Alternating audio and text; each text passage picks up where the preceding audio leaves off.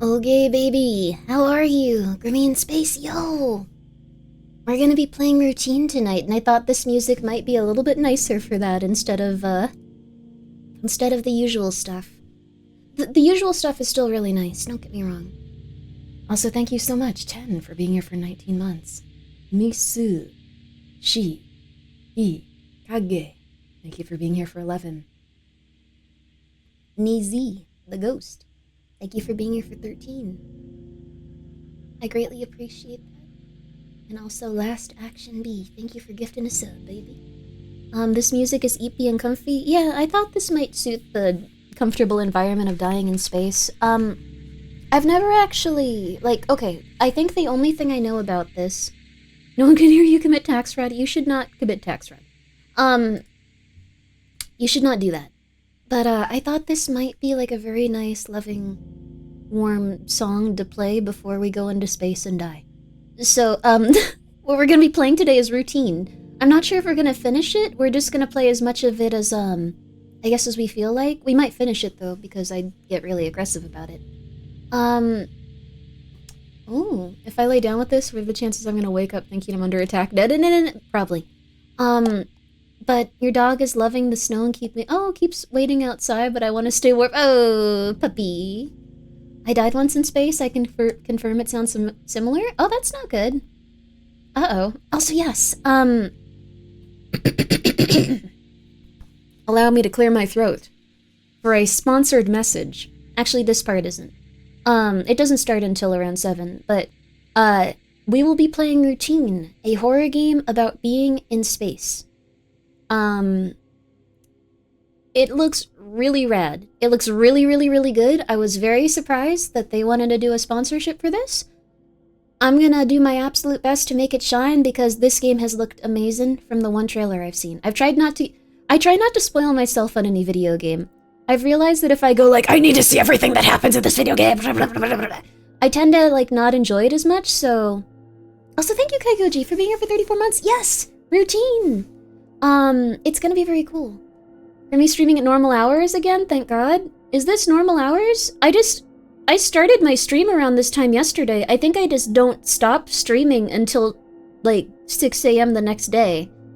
So Lena loved it? Okay, it's gonna be good.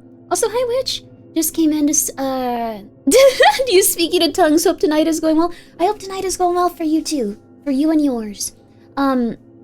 Evening, Grimmi. It's nice waking up on the East Coast, going to work, then listening to stream for 2 hours before I go to bed. Oh, that's nice! The Magnus archives are just stimulating enough to distract me. Oh, goodness. Oh, no. From my work consistently. No! I'm glad that you're enjoying it, though. God, I love the Magnus archives. Thank you for showing me the Magnus archives. I love it. I'm so happy. I know that. How do I put this? Also, I'm so sorry. We're gonna make so much progress next time we play Monsters Are Coming again, because I wasn't playing that game correctly for 6 hours, and I was getting really good at it! And I was just like, what? How do other people, play this game? What do they do to win at this video game?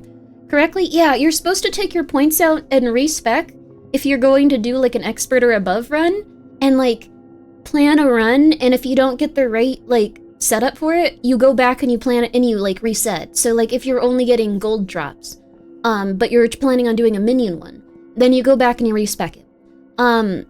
Stuff like that. And you can also disable different, drops and things like that, so you can make it a lot easier on yourself. I was just sitting there going crazy, and we did actually win a few times, so that was surprising. I'm not becoming a speedrunner, it's just, I was just how is anyone else playing this game? It is literally impossible to beat, and then it's oh. That's why. You're listening to Magnus Archives in my own pace, too, it's nice. Oh, that's wonderful. I actually, also, thank you so much, Caillou, for being here for a full year. Holy crap, thank you. That's very nice of you. I hope you've had a lovely year. And also, Google these nuts. Thank you for being here for 30 months! Hope the next Monsters Are Coming is the golden run. It'll be much easier. I think we're gonna do it. You have to rig RNG in your favor? Kind of. You can also disable some of them, so it's a really well-made game. They've thought of everything. I really like it. I'm very happy about it. I just wasn't playing it correctly. So, I'm very happy. Ruby attracts the best crowd. I'm gonna say this. I cannot believe you guys have been cool with me listening to a podcast and then after everyone going oh, for 5 minutes straight. And then going, we're listening to the next one. For 6 hours at a time? Like, I assume that, like, most people would hate that. But you guys are really, like, I'm been surprised you guys have enjoyed it. I love that podcast. It's so good. I've been meaning to re-listen to the Magnus Archive, so it's good timing. Oh, that's wonderful. If anyone is feeling like they're missing something and they want to go back and re-listen to them also, or like if you miss a few and you just want to listen to them chronologically, it's a really good series to like listen to directly after. Like, it's so good. Chat reflects the streamer. That's so nice. I was really surprised you guys were just like, Grimmi, we don't want to open magic cards. We want to listen to the podcast. Grimmi, when are we doing that again? Grimmi, no, we don't want free cards. Grimmi, when are we doing that again? Grimmi. That was very funny and also very, very, very weird. I've never seen anyone react that way. So, I do like listening to podcasts. Yes, it's a really good one, right? Oh, the black tapes again. I would love to check that one out. I'm taking all of your recommendations because I'm a big fan of like just I'm a really big fan of Magnus Archives because it's so well done. But I know that there's so many fun different podcasts and stuff that were either inspired by Magnus or had their own thing they were doing in such a cool, good direction. So, chat also reflects the mods and the rules they set. This is a great community. Oh, that's so nice. Yo, I'm late to Grimmi hours. No, you weren't. It's been like 7 minutes. You're telling me Grimmi isn't opening cards today? I could open a pack if you want, but my desk is kind of dirty again. I cleaned it up and it's bad again. Old Gods of Appalachia, fun stuff. Yeah, that was a good episode. I like that they, like, it sounded like the people that were making Magnus were just like, I want to talk about the Appalachian Mountains. I want to talk about the Appalachian Mountains. We have to figure out a way to do this. Get a British man there. I feel you, though. They get very spooky. Late night AM radio is the same style, playing radio shows with a DJ in between. Yo, that's awesome. Yeah, I guess so. We haven't really had something like that in a long time. Oh, I wonder if I could, I don't think I can. But I wonder if I could, like, get an FM radio station going and then see if the Magnus Archives and other... Oh! Sorry, I'm getting a little too excited. Other FM radio stations or other podcasts like Magnus Archives and Radio Rental would be down for it just being played. I don't have any money to facilitate that, and I don't think radio makes money, but like maybe some of them would be like, yeah, dude, that sounds cool. Transported to truckers around America and scare them. Also Anonymous, thank you so much for gifting a sub to Momo Kyun. Yo, that's a nice one. That sounds like a fun one. And also Minister of Fecal Affairs. Very contrasting. Very contrasting. Your streams got me through some stuff, just wanted to say thanks. I hope that you continue to feel better and better. I'm sorry that you had to go through such hard times. Thank you so much for coming by, and thank you so much for letting me know. I know things are gonna get better for you, even if it seems like they don't sometimes. It's gonna be okay. It's gonna be alright. I shall toss an intern into the sacrificial altar flames in penance. Do not do that. No. Oh, Vulcan SCP stuff? That would be so cool. Be aware of laws against pirate radio? Yeah, of course. I would contact everyone and ask first. Like, they put a lot of time in. The 500 truckers will stop harming people. They'll be like, this is a good podcast. I can't torture anyone today. Oh my goodness gracious. How much is a broadcasting license? I don't... You must understand one thing. And this is really it. I don't like do the things I do to like make money and then go like, ah yes, I live in my gigantic mansion that I have several servants for. I do things so I can like figure out how to do weirder things. So broadcasting license might be possible. Imagine someone who never watches your streams becoming a listener to the radio station. That would be so fun, right? Also, like, thank you for gifting a sub to Evil Cat. I appreciate it. Oh, I love cats. My cats have been quite well lately. They've been evil little babies, but they've been amazing. I was reading the Duskmorn D&D book earlier today. It's good for... Ooh, that's wonderful. I gotta check that one out, too. I'm a big fan of, like, liminal spaces and, like, just stuff like that. And they had like a big dash of that in there. It was really good. That's a real artist mindset. Here's the thing. Even if you make $1 million, what are you gonna do with it?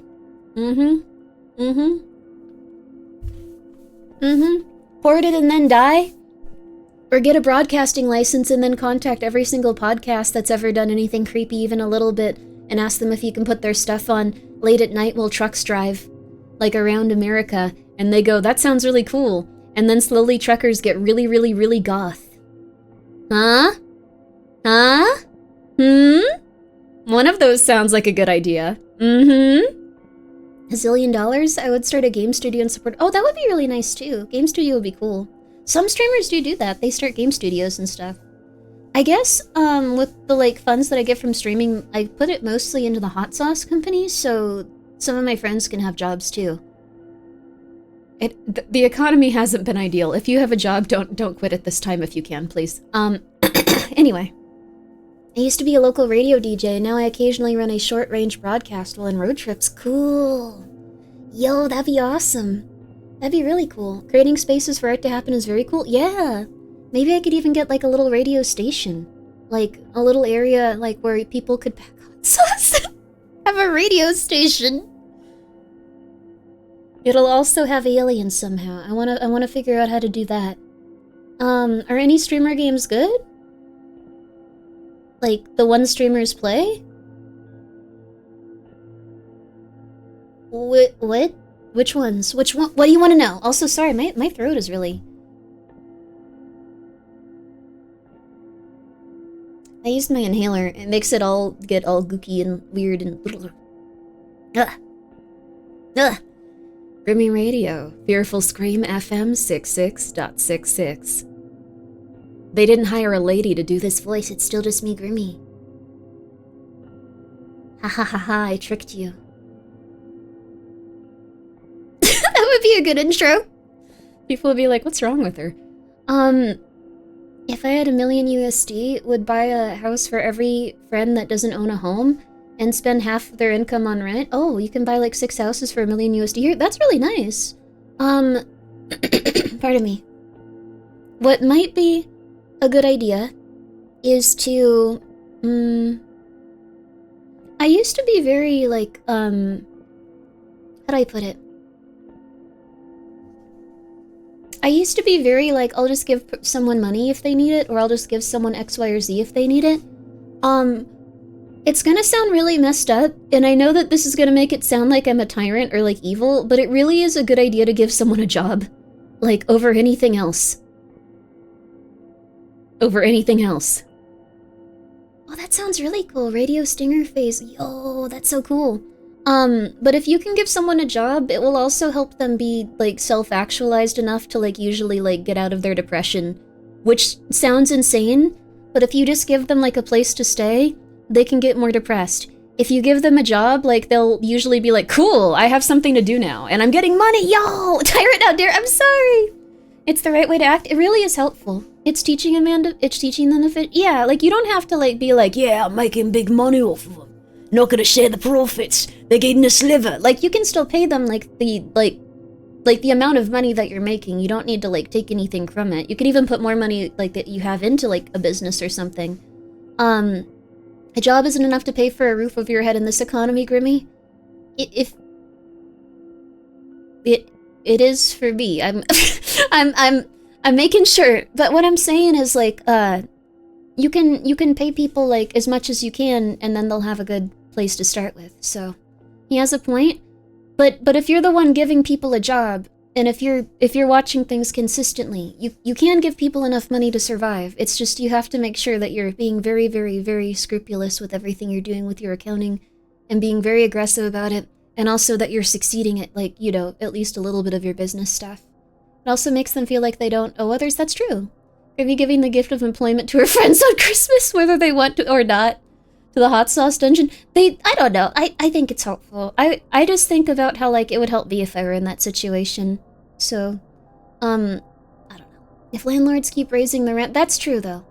I guess it would be good to, like, buy a place for people to stay, too.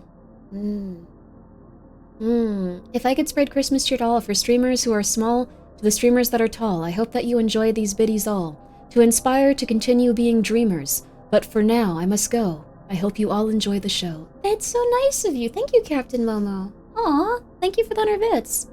Yo, that was very sweet. I hope everyone's enjoying your Christmas cheer. Thank you. And I hope you guys are all getting excited for Christmas too. I don't usually super celebrate it, but we're gonna be watching video game trailers this year. Yeah. There was a YouTube that gave away a house to a young girl as a prize. After only a few months, the YouTube went to check on her and the house was destroyed and the person had abandoned it. That's especially rough.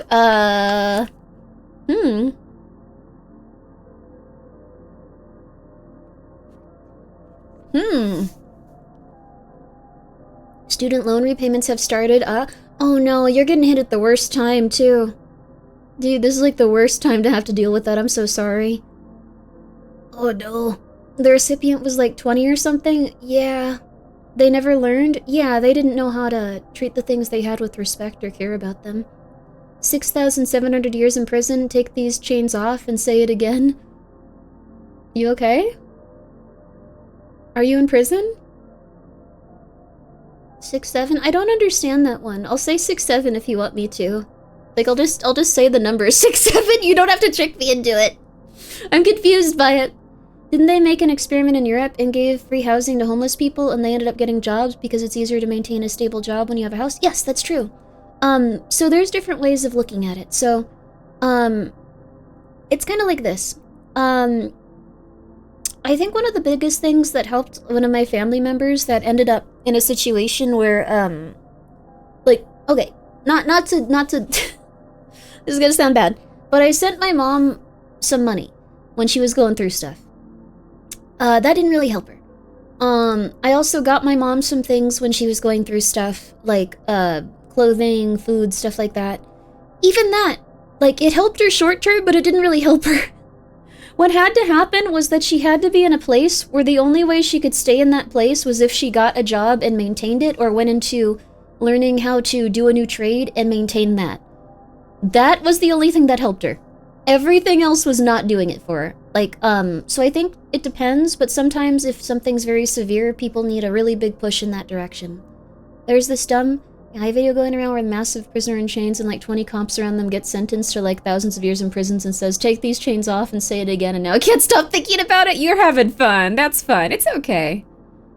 Send me to your mom. I'll set her straight. No, she, when she's not on her medication, she legitimately could, like, kill someone, probably. Like, I don't know, it's not good there. She's doing a lot better.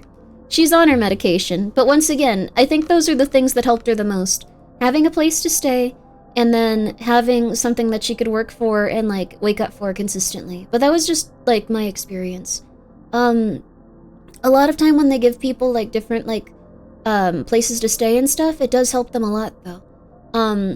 It can also be something that enables people if it's just like, no, I'm not gonna take my medication. Now I have something I needed it, yeah! Okay, let me set this up really quick. I already got the game downloaded, you don't need to worry. It's all good. So, I'm also gonna do a tweet. I'm gonna tweet really fast about this. But yeah, so let's get this started in here.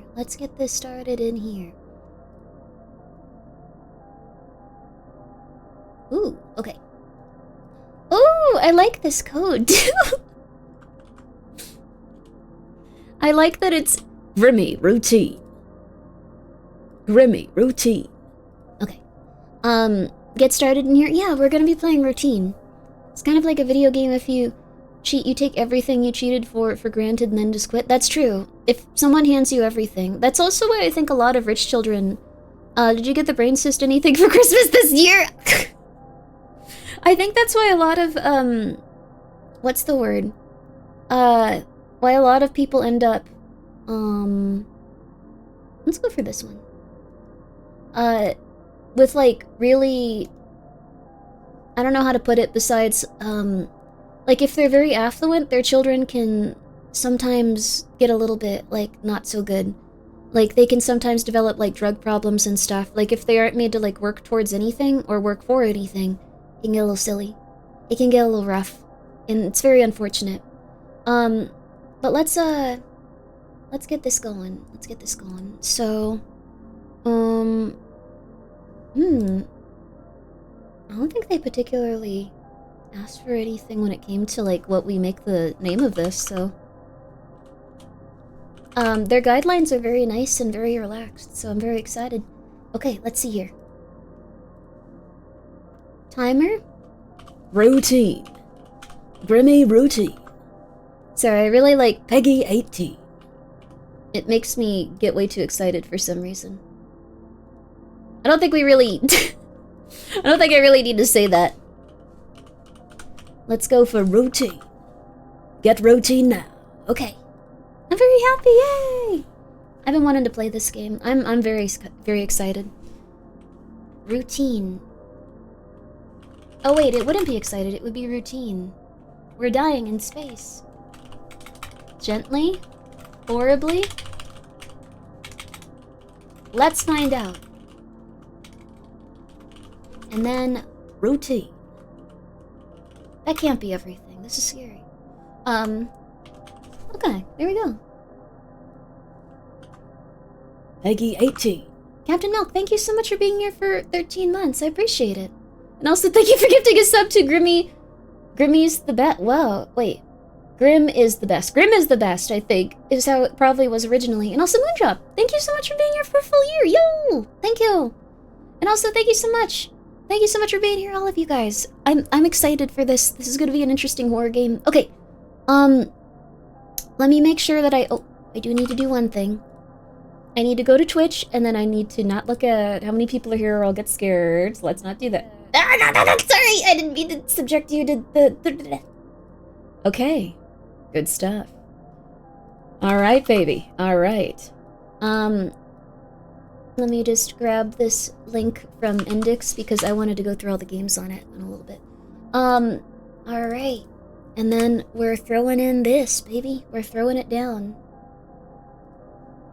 We're throwing it down non-sexual style. Okay. Okay, cool. Okay, cool. Yo! And if you guys have any questions about this, I'll do my best to answer them, but, I'm not the best streamer to ask about that, because I try to, like, not know anything going on while I play a game, but I will do my best to answer any questions if you have them. So, let's see it. Let's see what happens. Let's see what happens in routine. Ba-da-da. Ba-da-da. I'm so excited about this. Oh my god, so many people are playing this right now. Holy flip. This is a big game. Oh my god. What'd I do to deserve such a lovely opportunity? Thank you so much, Lunar Software? Raw Fury. Oh, wait, whoa, hey, wait a second. Wait a second.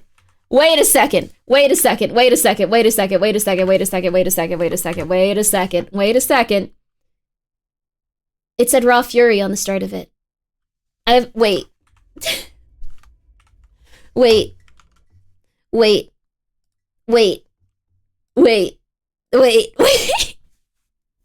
You're playing routine. Lena loved it. I'm going to love it. Every game that Lena's ever recommended, I've loved so much.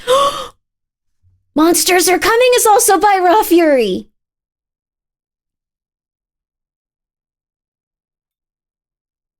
I thought so.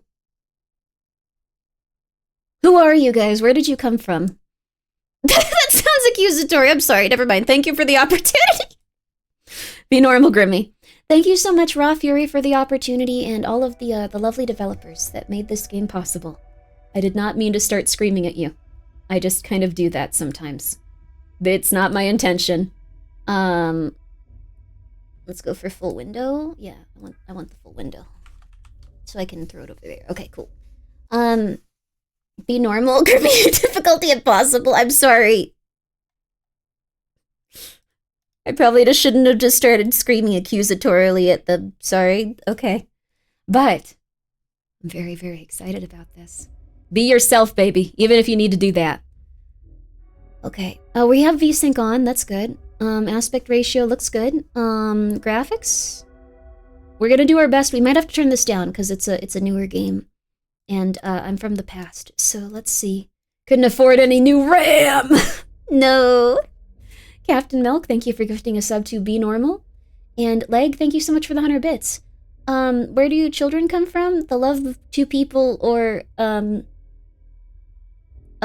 eventual court system battle takes place if it's not about the love of two people, but I guess it comes from the love of two people at one point, so. Or, like, the tolerance of someone else that they find attractive? I don't think you should ask me this question. Alright. We got slots.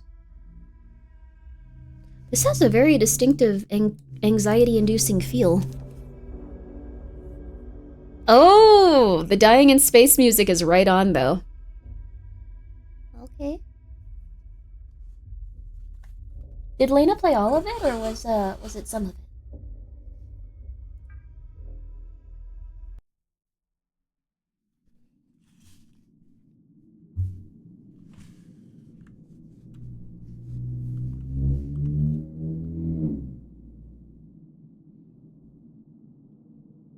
Raw Fury presents.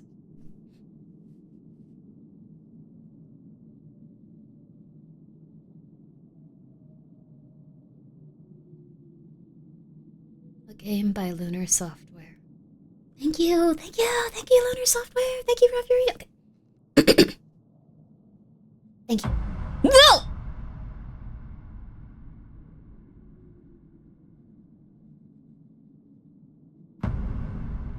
An ongoing cycle of natural actions and patterns.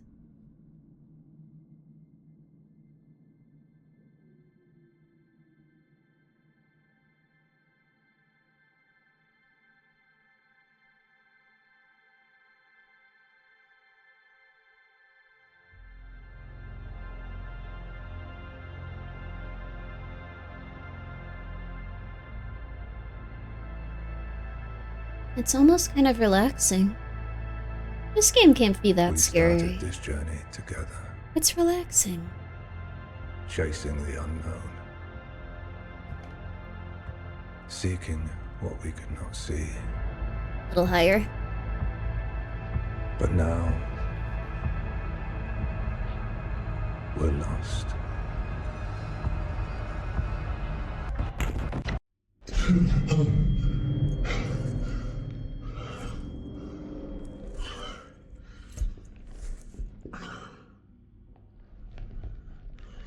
Whoa, we're wearing our entire, like, our entire setup already. Oh, we had a toaster oven? Damn, that was fancy. That's cool. I know, but, like... Oh, whoa.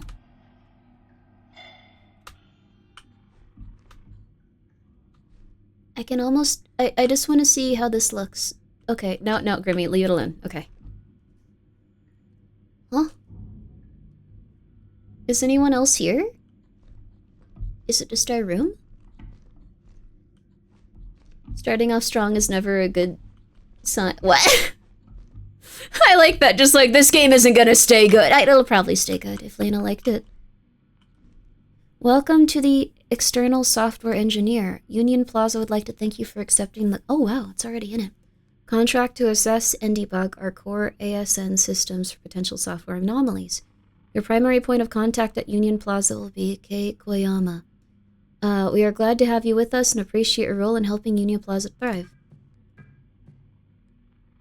Physical compliance activity. Let's test those knees. Crouch down. Control space S.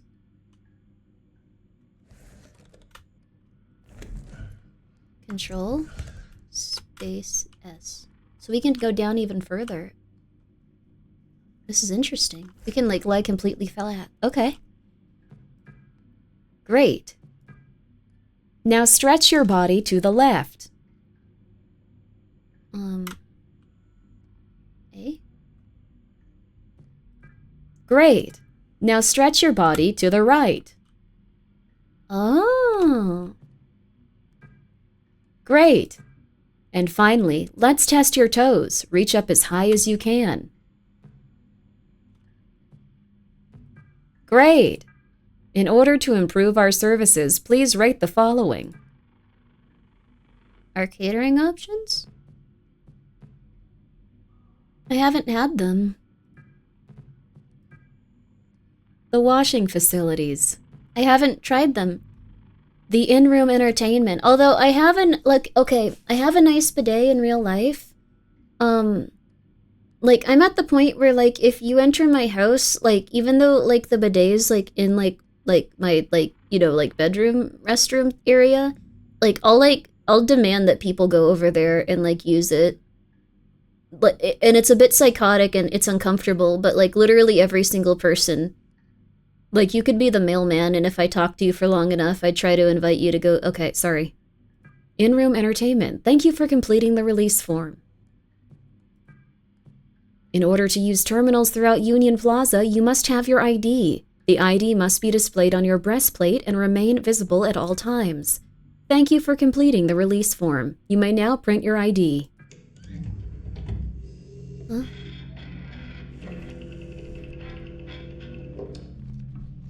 Oh, it's like a real... Huh?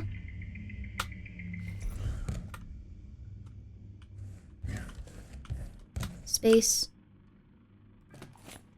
Ha ha ha ha ha ha ha. Ha ha ha, I get it. Alright, that was pretty fun. Hope you remember how to crouch? Oh yeah. And I remember how to...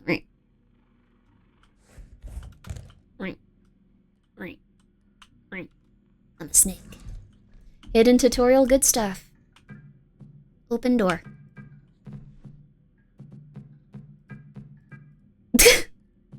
Open door.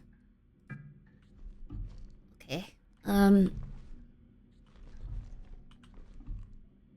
Due to current health and safety protocols, Okay, I probably have to use my ID.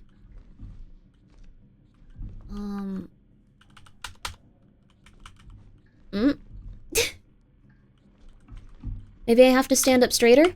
Mm-hmm.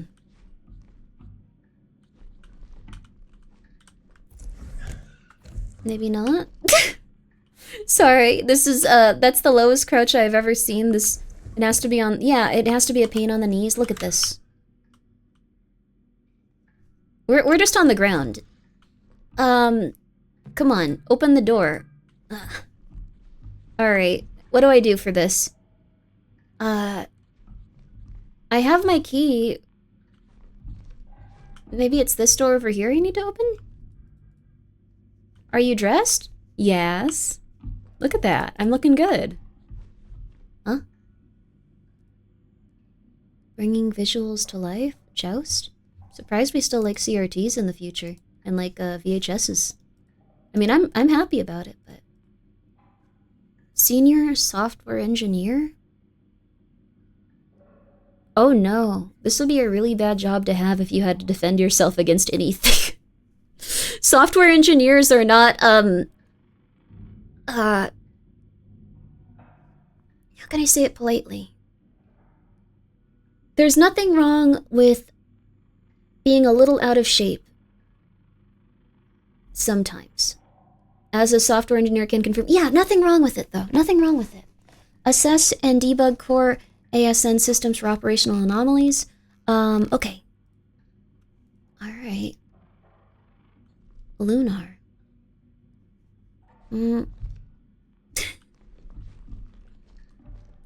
It says to display, like, your ID, but I don't know how to get out of here. They didn't have a Grimmi player testing this, I'm so sorry. Okay, we have our ID. We have everything. Display on your breastplate. Maybe push? Helmet? Oh, I thought we were already wearing one. Oh. Chapter 1, Birth.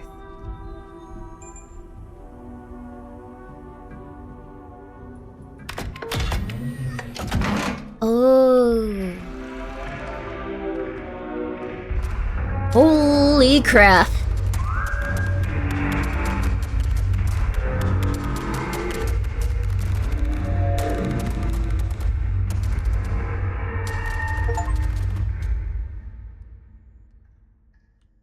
Okay, this isn't great. Okay, this isn't good. This isn't good. Everyone's luggage is here too. Why is that like that? Huh? And all the recycling? Have we been living here for a while? Have things been bad for a while? Going to sleep? Have a good one. Sleep well, Nicoma. I'm happy you're enjoying the new horror game too.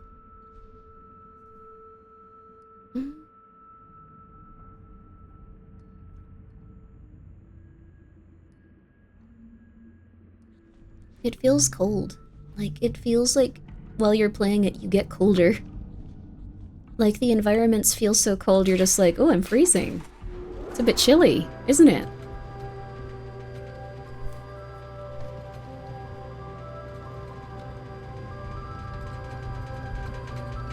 Wow, how pretty. Vast, alluring, magnificent. British. Welcome to Union Plaza, your gateway to the lunar frontier. Please take a moment to appreciate the breathtaking panorama of the moon's surface stretching out before you. A sight that has captivated humanity for generations. Now that you've successfully concluded your isolation, we invite you to proceed Oh! to the meeting room. Isolation. A1 for an informative induction session on the Cosmonaut Assistance Tool. Hmm?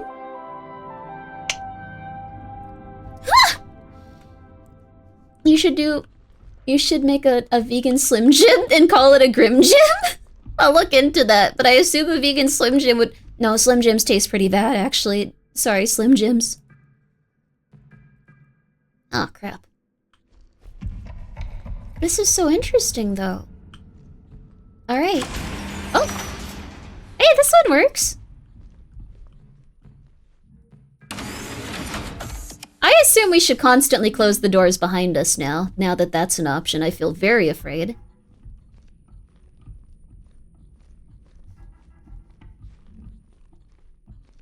Okay.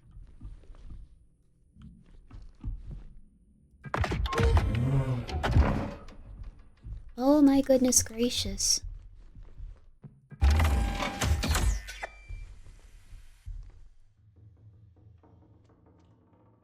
Okay. Cosmonaut Assistance Tool. Maintenance mod can be used 3 times on a full battery.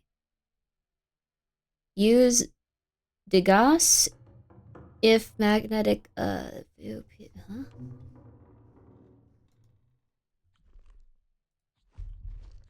I don't like that it's constantly making that noise. We can only shoot 3 times?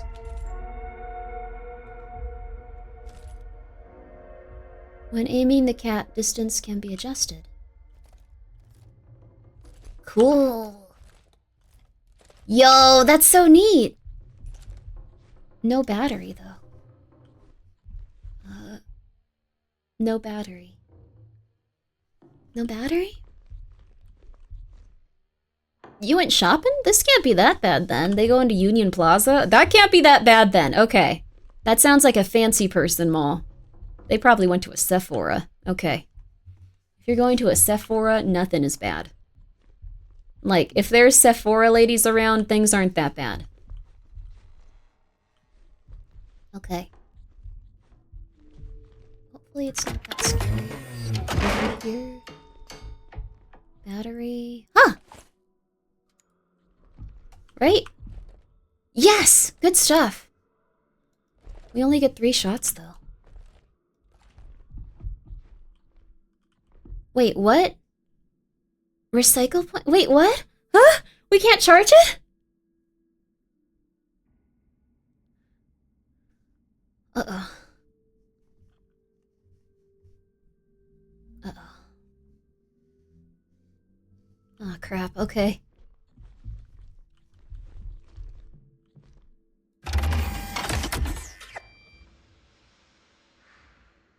Even if we're closing these doors, there's still so many vents and open areas here. It also doesn't look like this is natural. Someone pushed over a table? Sorry, I play these games like I'm actually living in the game. It gets a little bit annoying sometimes. Welcome to your cat orientation and PDA overview. Thank you, J Cannon, for the 100 bits. I'm not going to miss my first shot. Here you will learn the basics of how to operate your Cosmonaut Assistance tool and make the most of your PDA personal data assistant. Please read the following pages carefully. Your cat is powered by lithium-ion batteries. I don't know if they should have these. Wait, what? Wait, we haven't moved past lithium-ion batteries? We're in space. All right. You will need to keep the cat powered to use all of its functions. That's the true whore. Remaining battery power is displayed on the battery. This will be visible while inspecting the cat when a battery is inserted. Is it? Wait. 1M00? I think that's good, right? If you haven't already done so, locate a battery and insert it. We have. Now let's get you connected to your PDA. Inspect the cat and press the wireless access button marked with the following symbol.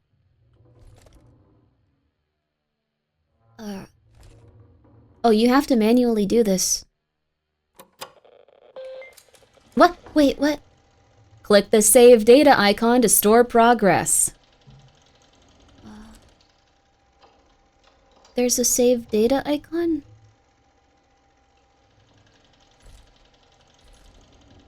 Where? Where? Here?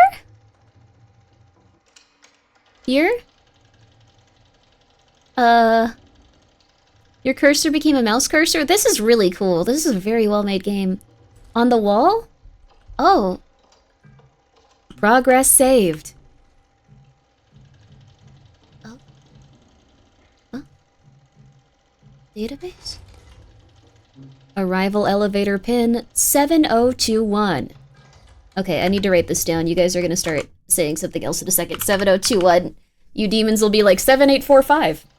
7365. 7221. Yep. Okay, yep. Alright. Media? That's a shame. Hardware. Software? Diagnostic tools. Okay. I mean, this isn't too bad. Tasks. Elevator key code in progress. Thank you for fulfilling the software engineer assistant's request. It's a relief to have another set of eyes on this. The ASN is behaving as if it's in lockdown mode for no reason. I've been able to identify. Due to the current security protocol, I have had to reset the arrival's elevator access permissions.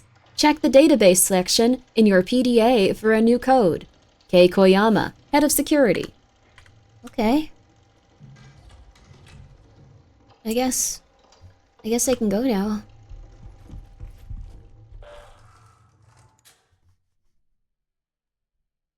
Okay. Then we're back to this. Well, so far so good. This is a really well-made game in terms of it making you feel like you're actually in this situation. Nothing is automated. Everything is fully manual. I don't know what this is. I don't know what these are. I want to press these buttons really badly, but I just don't know what they do, and I could waste my battery. Like, even this one, what does it do? Or this one, what is it? Wait, does this mean it has none left? It's showing 3 blinking. So no? None? Wait, my battery's already almost out? Aw. Didn't you save? Yeah, but this is real. Click it.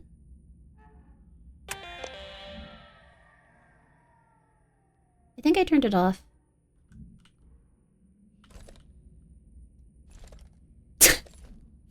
Good job, Grimmi.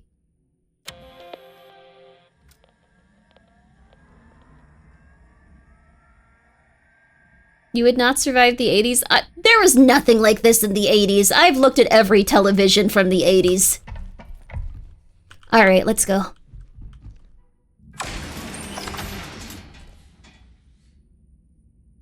Oh wow, interesting way of shooting too.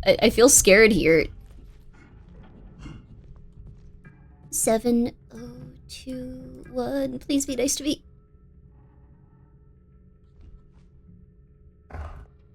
Okay, that's more polite though.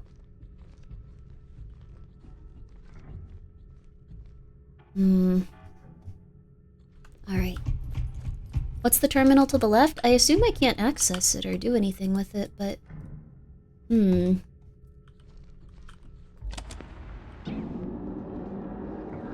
need to shut down the ASN. Okay, we can do that. Everyone's scattered or in hiding. Okay, we can do that. And the only two people with security access to the ASN are me and Kay. If I don't make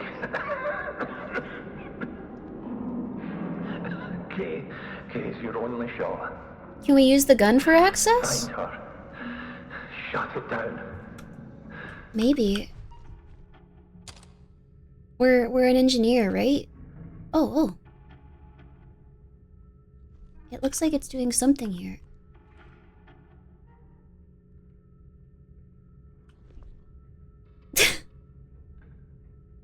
Oh!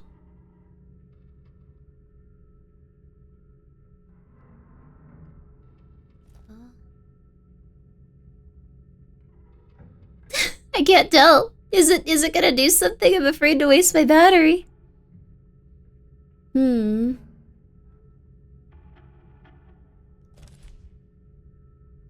Maybe I have to go back to the other area. There were other doors and stuff. Doesn't seem like it's doing things yet. I think the only thing we can do is go back and, like, explore the other stuff. Ooh. Oh, wait, Raw Fury Games. Yo, wait! I was like, oh, that's a later problem? Wait. We're in the right area? Yo, okay, cool. Oh, this is awesome, because I'm really bad at figuring things out. If you ever need a Grimmi tester, let me know. I'm really good. Like, it's essentially like having, like, a 7-year-old. But none of the laws in place that would prohibit you from, making them stay for longer work days.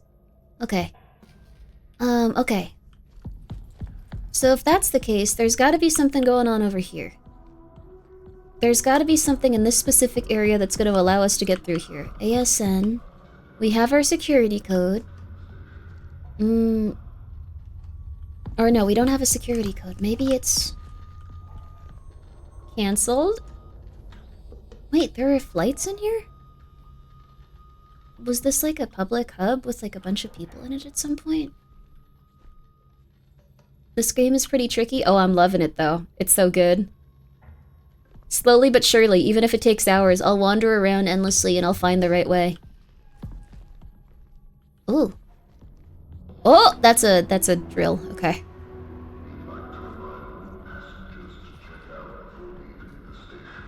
It might be something like this. How do we get this open? Oh! I know. I know. Haha! Nope. Okay. We're gonna figure it out, though. We're gonna figure it out. Okay. I'll give it 3 more minutes, and then I'll look it up online. Oh, I didn't have V-Bridger going. Whoops. Okay, let's see here. I saw this in the trailer. Do you remember what happened in the trailer? You need to tell me. Also, hi, DJ Penguin. What's up? Guys, please go check out Raw Fury Games. We've been loving it so far. We also... That's scary sounding. We need this. Don't do that, Grimmi. Not in front of the dev. There's an advertisement in one? Okay, we gotta do our advertisements so they won't just pop up randomly during stream. Oh!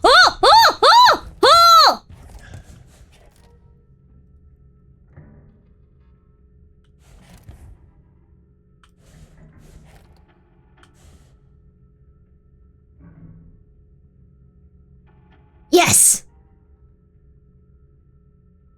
Override.bat.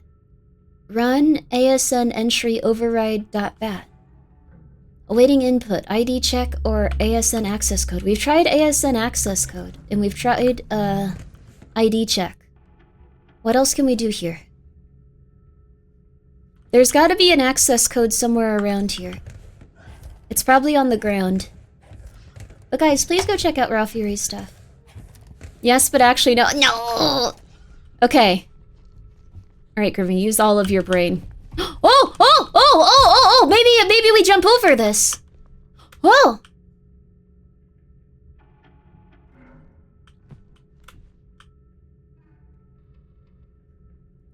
Is there a sticky note? No. Maybe we...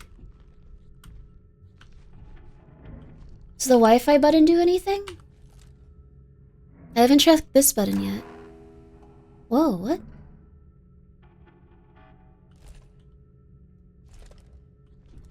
What does this do? Oh! I don't know what it did, but it did something to my little thing. Did it do something to the screen? It makes it look the same.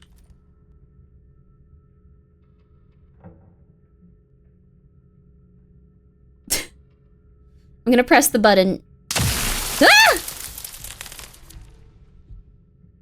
Crap. Oh, yo, Pumpkin, what's up? Guys, please go check out Pumpkin Potion. She's a lovely, cool lady from the past. Wait, is this routine? I thought this game was canceled like 12 years ago. Was it? No, it's still going. It's been really good so far. I'm just not the most intelligent person to be playing it. Did you shoot the screen? I thought it would do something positive, okay? Dev said to look for notes? Oh, okay. The dev is actually here helping us. Thank you. Notes.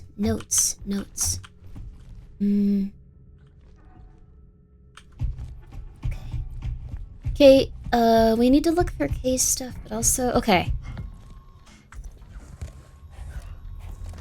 Notes.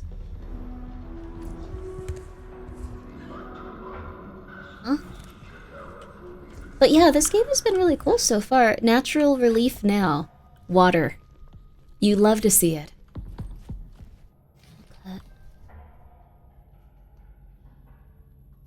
That sure does make a scary sound when you go near it. Okay, Notes. Oh! Note by cables? There's a note by the cables? I'm so sorry. I'm Grimmi. Okay, let's try this. Ads time? Okay, but let me get the note. Let me get the note. I know we go into pre-rolls, but let me get the note.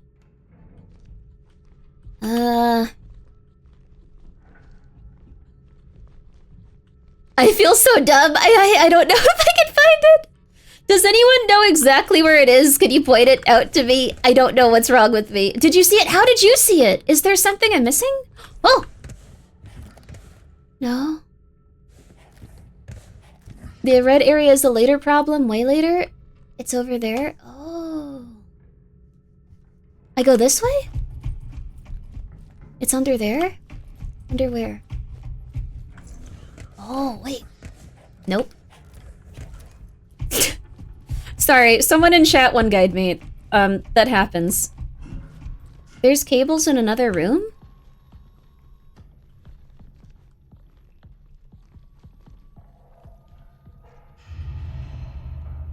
Oh, these things.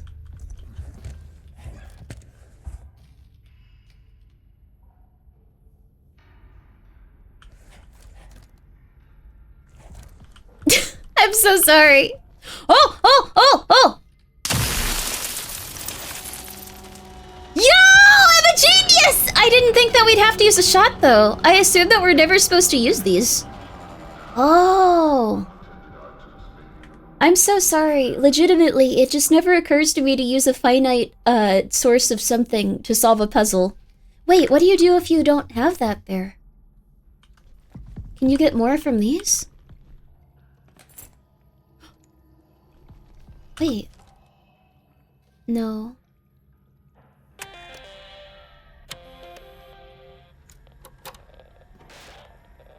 Nope. Nope, stop it.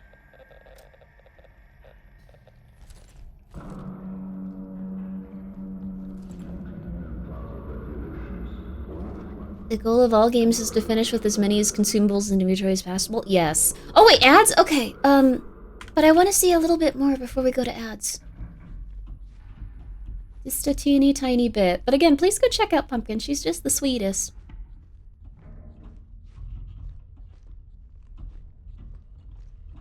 Oh. The red room was less scary.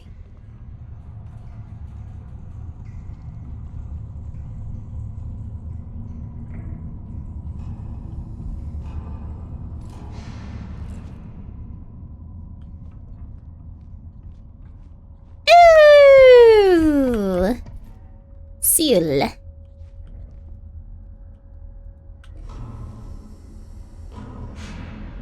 looks like it already all got drank, though.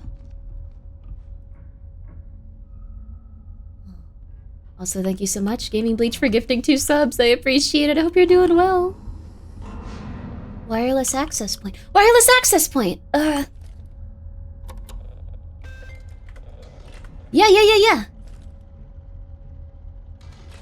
Tasks. Access elevator key code. ASN access, okay. Key code, okay. Database. Arrival elevator pin, good stuff. Media. Nope, nothing yet. I don't love that this is, in the middle of, like, a big room where it feels like something could come and kill us at any second. It's really good ambiance, though. This is such a cool game.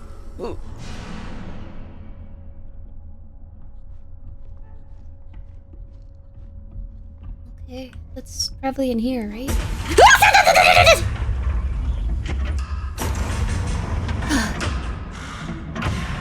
Ad seemed like a good idea. Let's take a good couple of minute break. Okay. We're gonna take a good couple of minute break and we're gonna get right back to it. Very good game, very exciting.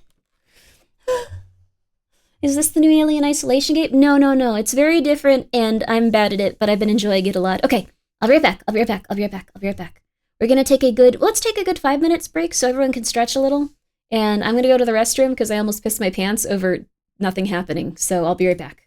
But again, guys, please go check out Raw Fury Games. Thank you again so much for letting me play this. I've been loving it, even if I'm not very good at it. We'll be right back.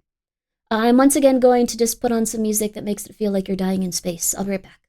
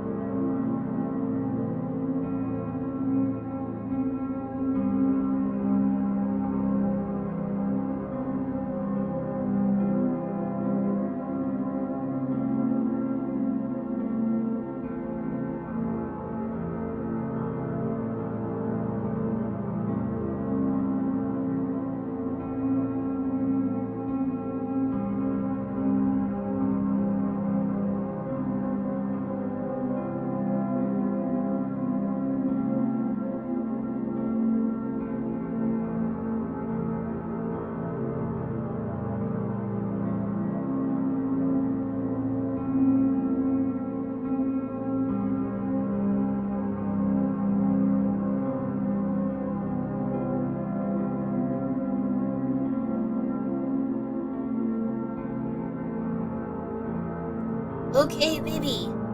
Whew. It's cold today. It's freezing. Alright, back to another world. We're going back into space. Very gently, very beautifully. There's so many, like, I was checking out some of the other streams. There's so many people playing this right now. It's crazy. It's wonderful. It's gonna be a gigantic hit, baby. I guess it already is. That's so cool. Okay. Normal. Ish. I only have one shot left. Crap. If I miss the thing, then I'm just... Okay. Wait. Priority seating. Oh, we're on a car? Oh, it's a tram. Is there a flashlight button? I'm sure there is. Flashlight. No?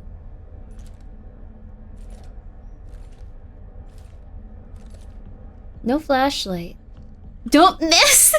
You don't miss! See? No C. This is still for that speaker's ad. Living quarters or the mall? Ask ASN help Kayama.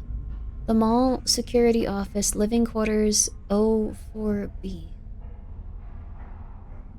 Okay. The mall or living quarters? Let's try living quarters. That seems like it would be less bad.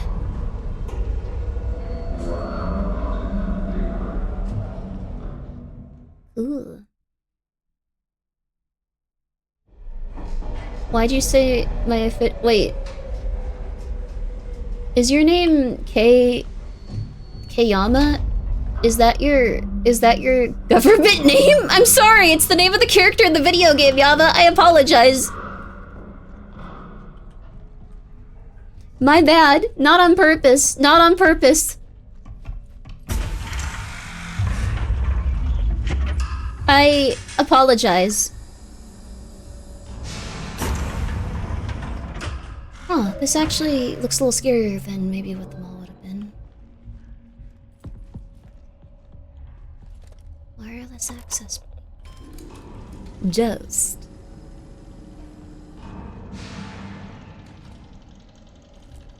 Alright. We're okay. I'm getting used to this. Also, yo, Johan, how are you? You're up late. You're up real late. How you doing?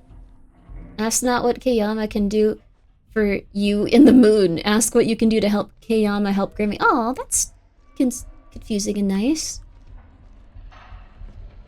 Oh my goodness. Union Plaza Guidebook. Oh, so this is... Ooh. Muscle atrophy, the facts.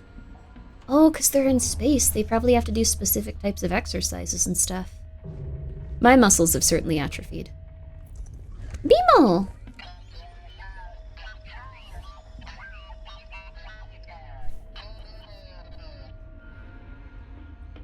I wish we could take him with us.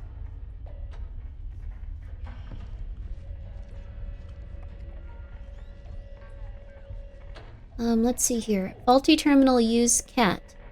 Diagnostics if you can't open the door. Awaiting user connection?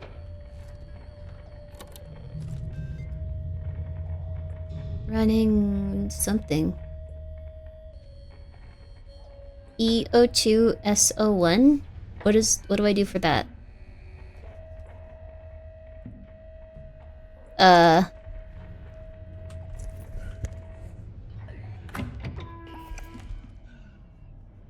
Hell yeah! Okay, let us in.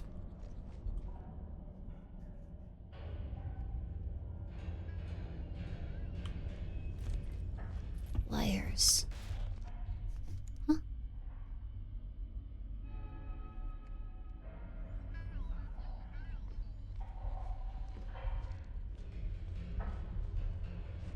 Also, yeah, if you find a kitten, don't do a flea bath. Get a flea comb. Open door. I can't believe that worked. Hell yeah, baby. Oh my god. Always reset. Okay. Always just turn it off and on again. Go to. Yes. Let's do this. Yes. 95% of the time. Yes. That don't work? Get yourself some canned air. Yeah, baby. Yeah, baby. Crap.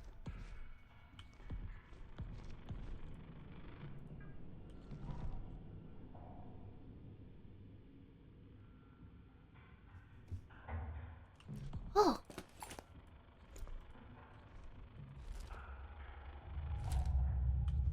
Oh my gosh. Please log in using your personal ID. Crap. Okay, we gotta go to the mall, I think. After all that. Oh, what kind of CRT is this? Ooh. It's got a VHS player. A Joust one, but this looks kind of like, It's not a Sony Trinitron. It's kind of not that similar to any, like, specific CRT I've seen, just because, like, the VHS player is smaller than, like, the... Okay, this does not matter. Gamers don't look down? Just follow the instructions? Oh, wait, were there instructions there? Sorry, the way I play games is wandering endlessly and going crazy. Let's see if the mall works better. Gamers don't read. I read! Just takes a second. Just like real life for me. I'm reading! Okay. So... the mall security office. Let's try this.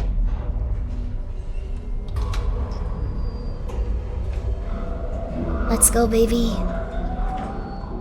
Imagine the future of humanity is hoping vending machine isn't out of canned air and you could never... You could never afford to breathe? Oh, no, I don't think you can breathe canned air. Like, that would be a very hellish way of living, too. Alright, security office time, baby.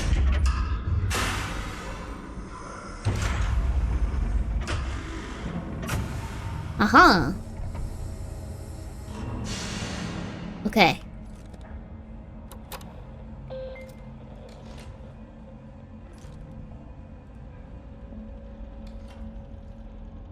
Alright. Okay. I'm feeling pretty good about this. We also have 3 shots now. So we're looking for a security office. This doesn't super look like a mall either. It's interesting.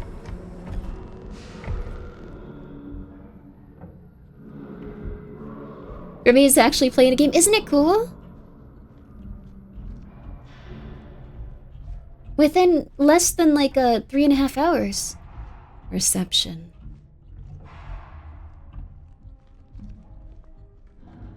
Holy crap, dude.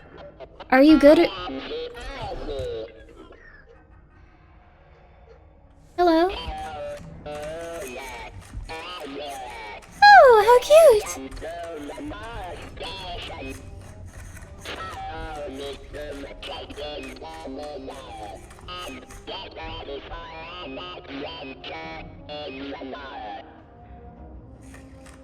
Thank you.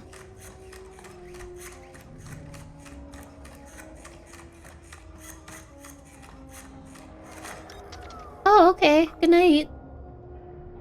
Kinda made it... I thought you were gonna come with me. Okay.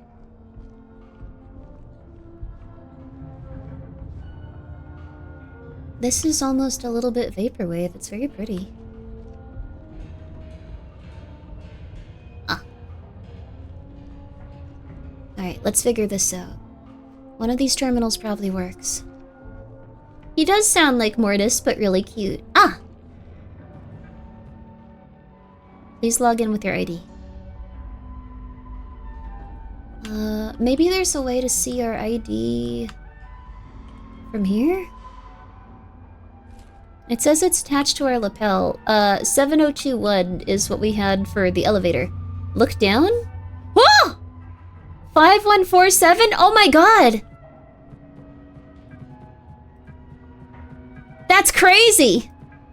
Never in a million years would I assume. I thought you guys were just being mean to me.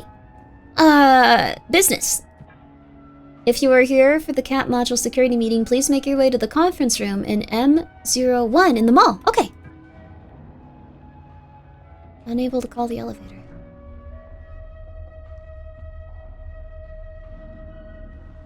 Crap.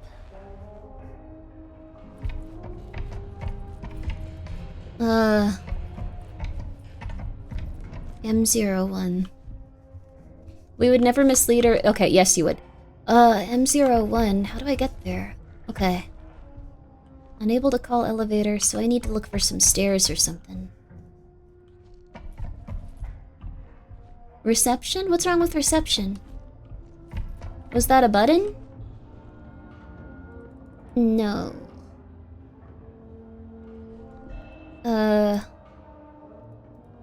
Hey, wake up! What do I do? Also, yes, this is that new game. It's routine. He's unconscious. M01? There's a big red button on the desk?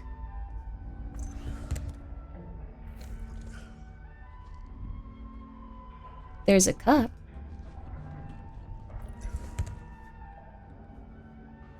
There are some wires here. Oh! Okay, what do I do, buddy? I'm trying to get to the elevator.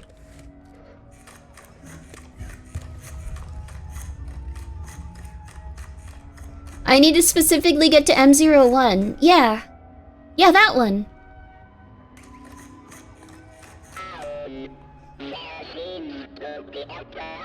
Oh, I'm not shooting him. I'll shoot you.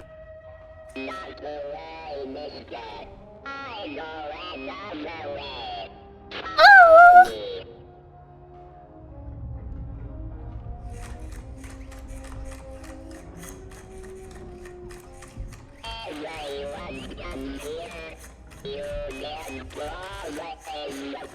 I know, right? It's wonderful.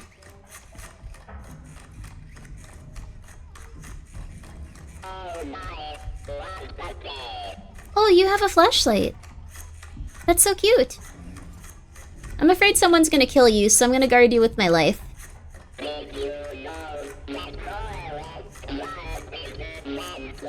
They truly are.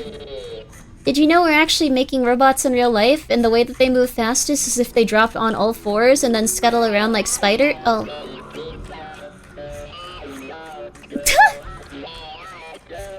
They're so cute.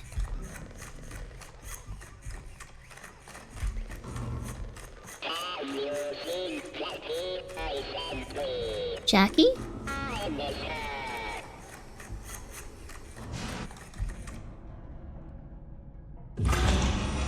Oh.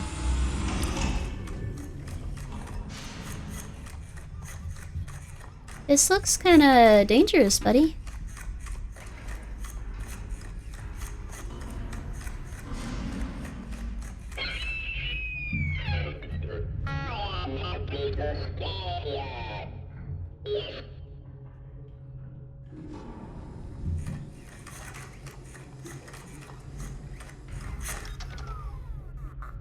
Why'd he scream?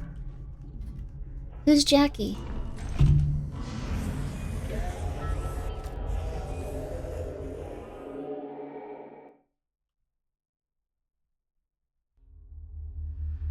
M01. Okay.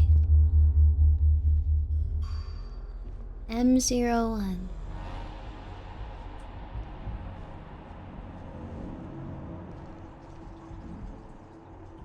Okay.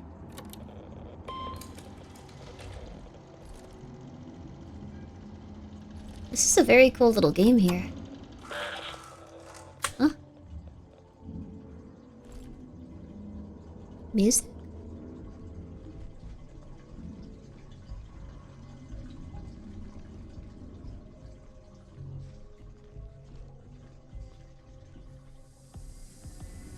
Ah, I know how to handle this now.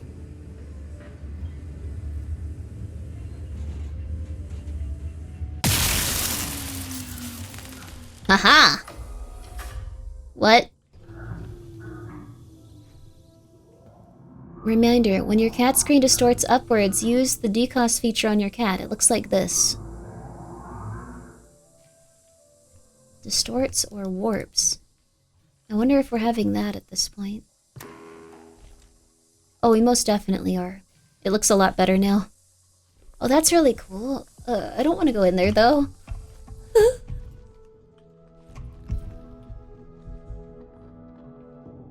Looks pretty safe, at least.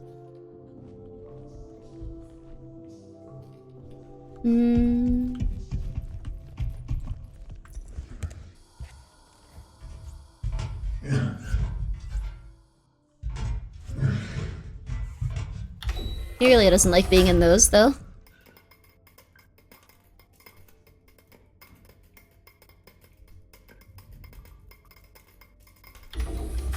Okay. Hello?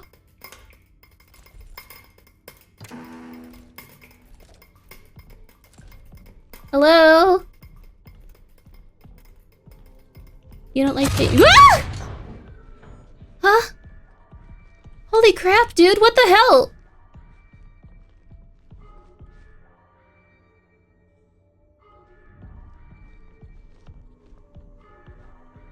It is really good atmosphere, yeah.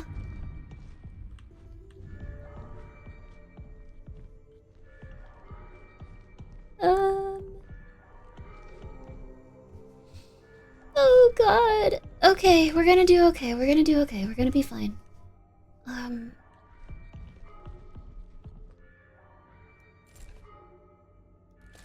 It looks like it's just a matter of, I guess we go back from here. It doesn't look like there's any way through here. No entry.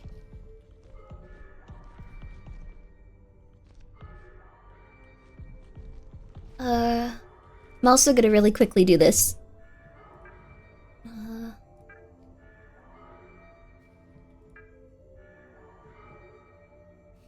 I want it to be a little brighter. Just a little brighter.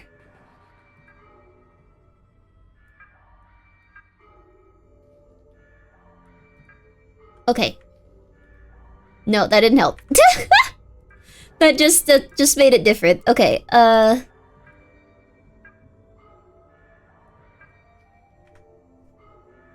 Alright, that didn't help. That didn't help.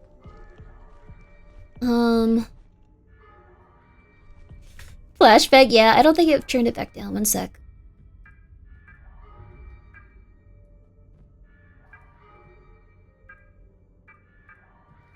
Okay. Alright,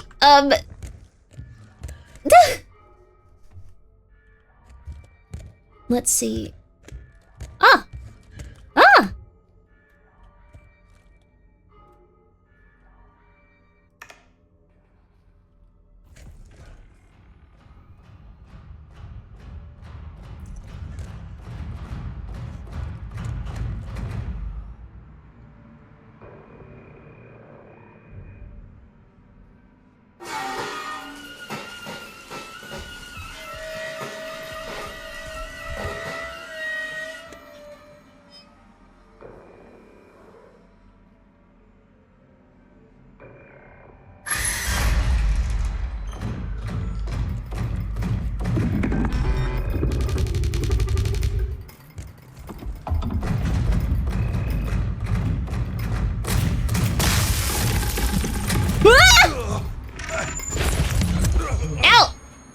It didn't work! Why didn't it work? The bullets don't work against them! The bullets don't work against them! Crap, what do I do?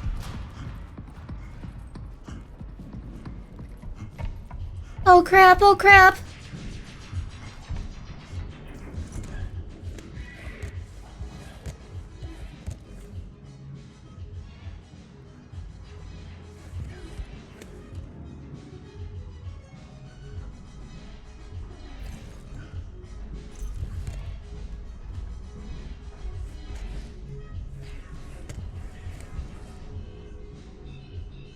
Okay. So, the bullets don't work on the robots. Do you have a health bars and how hurt your body is? Also, thank you, J Cannon, for the 100 bits. I lost the bet. I hit the target. Just, it didn't do anything. So we're kind of screwed either way. Exit shutters to keep them all elevator keeps them shorting. Give a restart. Security office at the back of the mega zone if you have any problems.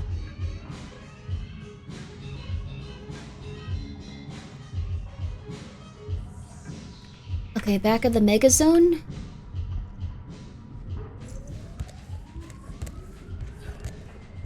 Oh, crap.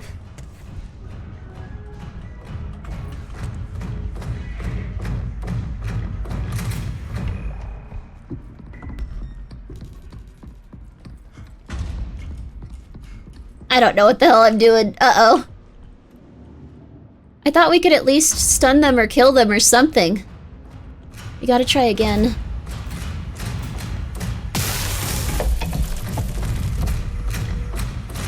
It looks like we can't kill them.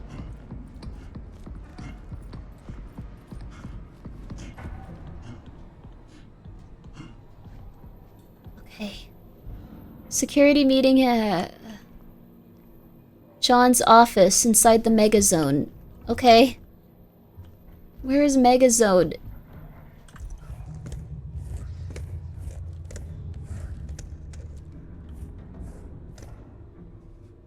Alright, we're good. It looks like it slowed them down. Yeah. Seal! I love the little seals. Okay. It did seem to disorient them a little, at least.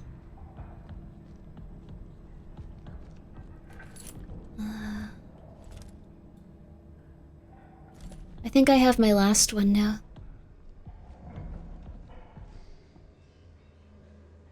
Alright, we kind of just ran in here having a panic attack. We have to find the megazone. And from there, things will be a little easier, won't they?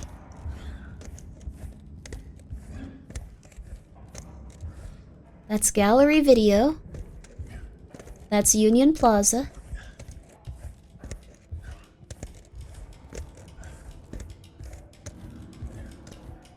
Okay.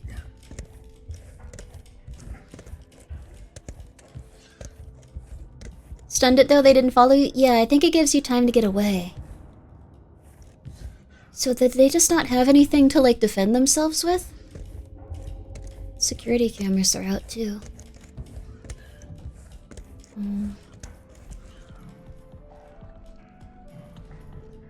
Exit. So that's not where we're going.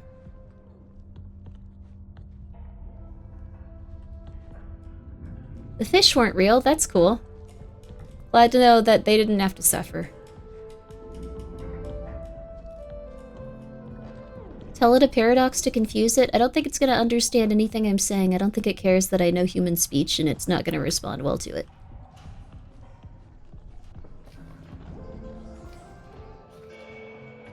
Megazone.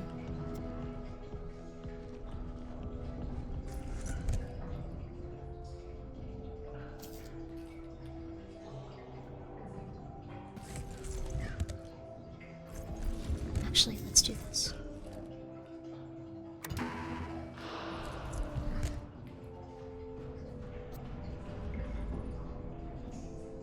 It looks like he's not moving now. Oh, crap.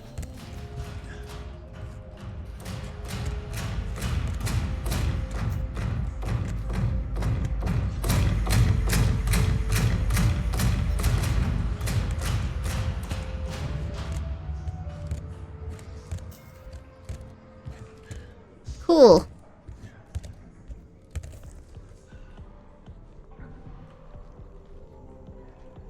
So this is the right way, I think. Oh crap. Oh crap. Oh crap. Oh crap. Oh crap. Oh crap.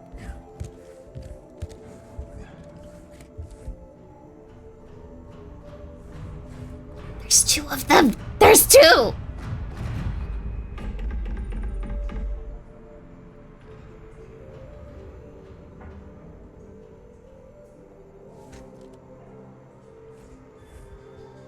I I don't know when they're gonna wake up. Oh.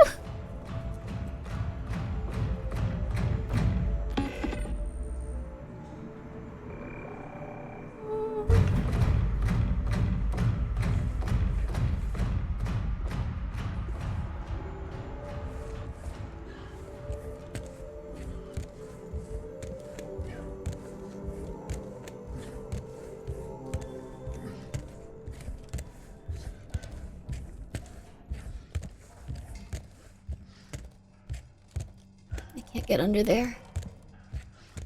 Wish I could get under there. Okay.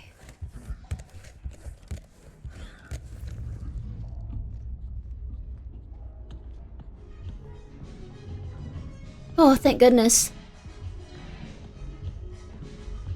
We finally made it. Very funky. Dope beats. Very funky. Why do they want to come murder me? Why are they coming over here?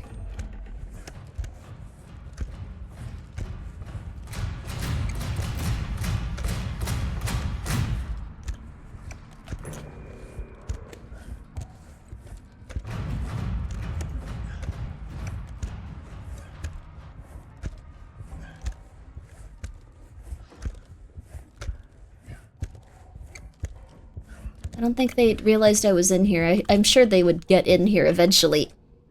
Okay. We're gonna quietly find the way to open this, and then... I am worm maxing. I don't want to be here. I want to be a worm. Oh, that's a dope beat.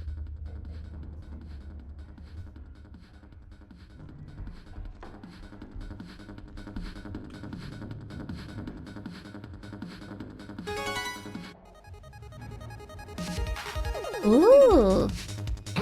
What?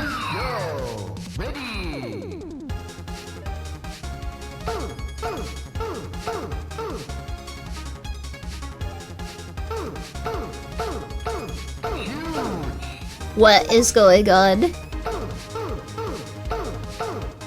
Good for them, you know what? They can appreciate a male physique.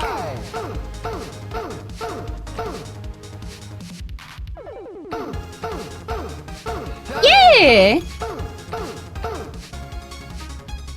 He is huge, yeah. You should work hard, you can be like him.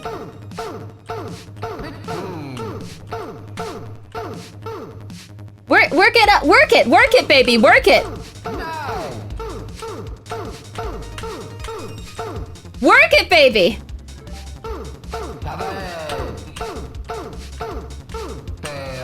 Huh? He's crying.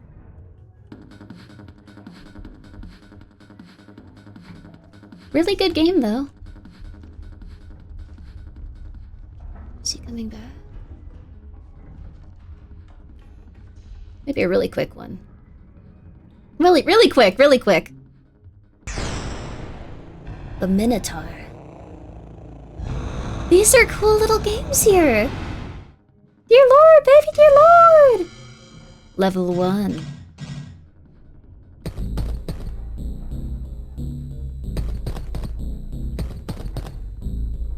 Level 2? Up, right, up, right, left, up. Oh! Up, left, right, up, left, right, up. Yo, baby! Up.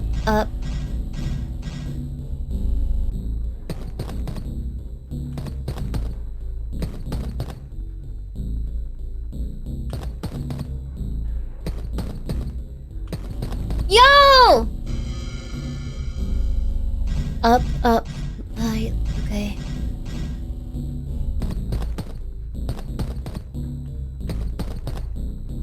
Good RNG on this one. Ah! Okay.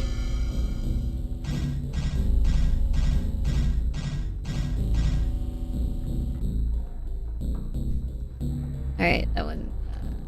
yeah, I know my limits.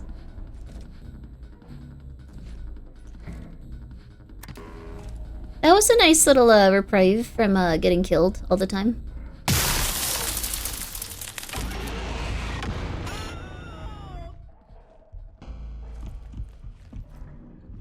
I really hope that doesn't attract the sound of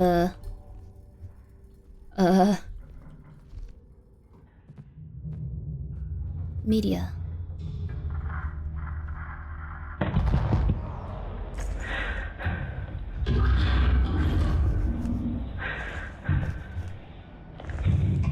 The sound design's really good.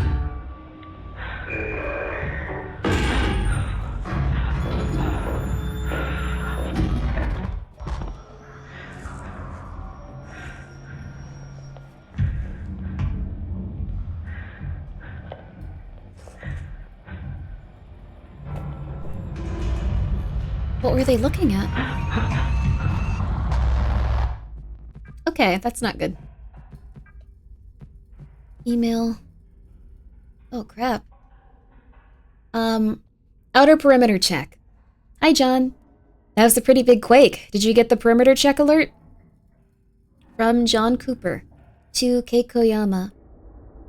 Hey, Kay. Agreed. I'll finish the CCTV maintenance and then I'll get right on it. Alright. Hey, Coop. You still up for drinks later? Oh, wait, that's Todd. Hey, Coop. You still up for drinks later? Your choice on which vending machine this time. Ha ha ha. I can't tell if this is a joke or if this is how our lives is. You bet. However, I need to head out and do a perimeter check because of the last quake, but I'll stop by reception when I'm done. Everything okay, Coop? You seemed pretty out of it during drinks yesterday. Thanks, I'm doing all right. I didn't realize I was so late meeting you last night. Got a little tired. I think I'm just coming down with something. Might need to sleep it off. Coop from like dispatch? Coupe. Oh. As you may have noticed, the ASN has erroneously initiated lockdown protocol. I think the most recent lunar quake might have triggered some sort of automatic response. Wait, is this because of solar flares or something?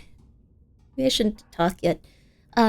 Some doors are still working like usual, but others need temporary key codes that'll circumvent the security status. I'll give them to you as needed. All Type 5 units seem to be powered down at the moment. If you require their assistance for any of your tasks, please make alternative arrangements for the time being. A system reset is impossible due to life support requirements, so I'm working on things, piecemeal. What's piecemeal? I'll keep you posted. Thanks, everyone. Alright. John Cooper and Samuel Lee. Hey, Lee. Ever since I got back from the perimeter check, I've been having some nasty headaches and blurry vision. Oh. Do you have any advice as for what I can... Oh, so it's not just the robots. Anything that could help? Thank you. Hey, Coop. Sorry to hear that. How long were you out there for the perimeter check? For now, try limiting your screen time. Oh.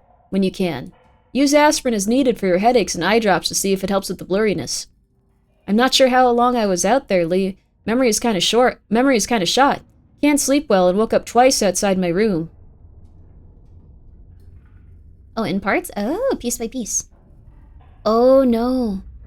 Oh, no, no, no. Feels like I'm in a fog. I'm gonna have a little bit of my food since I haven't eaten yet. Just reading my emails and, taking my lunch. I'm a real go-getter. Okay, my vision is still funny and I feel like I'm seeing things.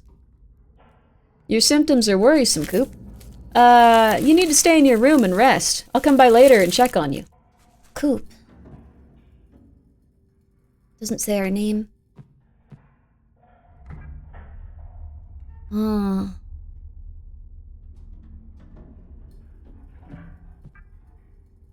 Hey, Todd, I'm not doing too well at the minute.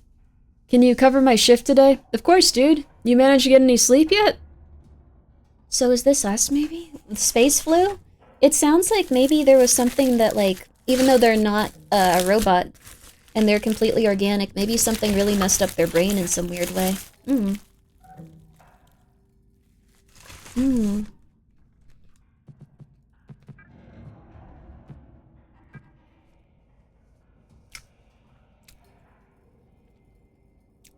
Hmm.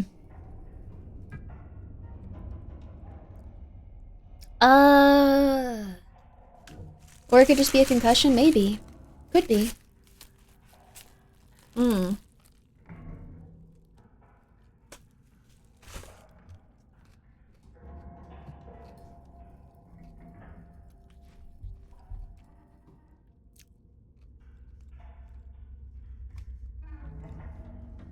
Hmm. They kind of look like flowers, but they also kind of look like the craters. Like the ones on the moon.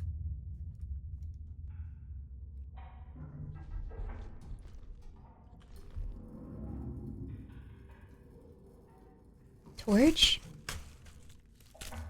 Huh. Hmm. Hmm.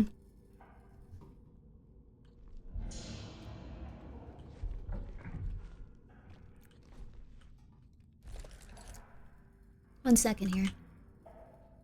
Anime. You know, one thing that's also a bit concerning. Why wouldn't there be any trace of people coming to, like, help us or anything? Like, this is like a space station, right? So it's not like there wouldn't be other people. Hmm. Yowie, not Yowie. Hi, Hootie. I shouldn't be recording this. When I returned from the perimeter... Or beneath me? What the hell? ...me directly to the ASN. What a title. No explanation and definitely not protocol. Still bury it. I know they will. I know what I saw, but... What was that? That thing sprouting from the body? Uh-oh. Kay, get the footage. Make a copy. Don't let them hide it.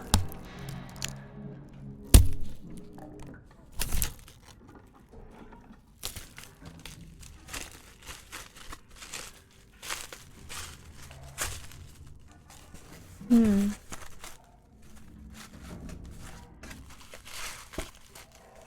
There, Cruz. Hmm.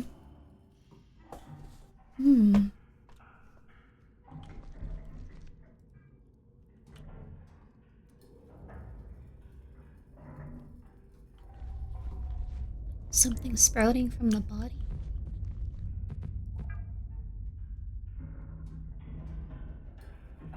And that's not good. Okay. Okay, playground.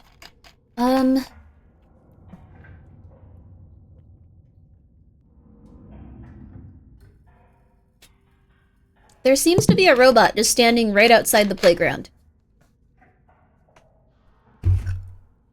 I don't exactly think it's a good idea for... Okay, there's probably something else in here too, though. We were looking specifically for a code.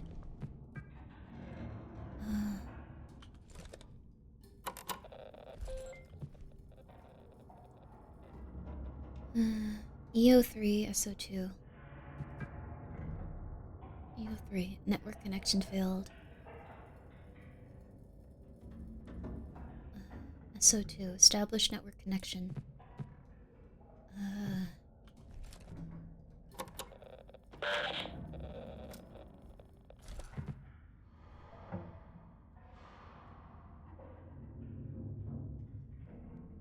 I'm not trusting the robots, no. If I shut this down, will that open the door over there, though, is what I want to know. Like, oh, little buddy. Wish I could take you with me. I also love these little seal sodas. I hope they make them in real life. 2 error program codes for the same problem? Yeah. Okay,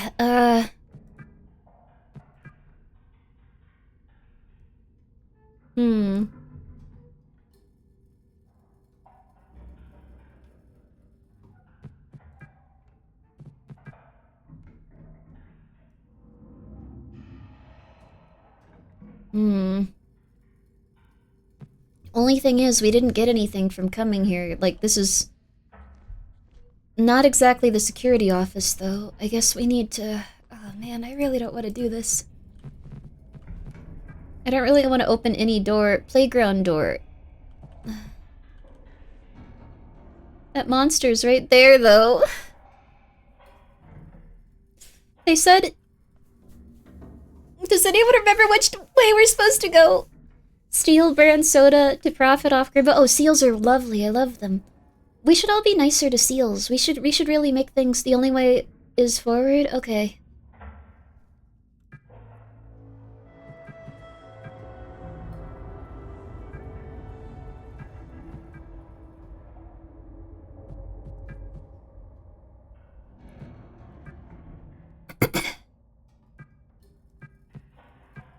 Why can't we open the mall exit? Why can't we open the mall exit? Ugh.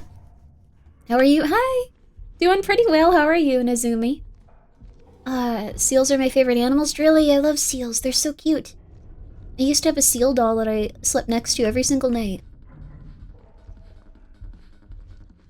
Okay.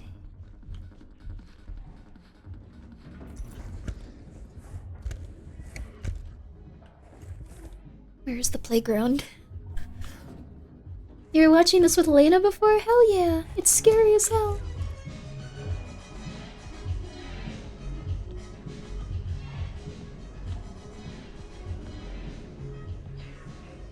I think we're okay.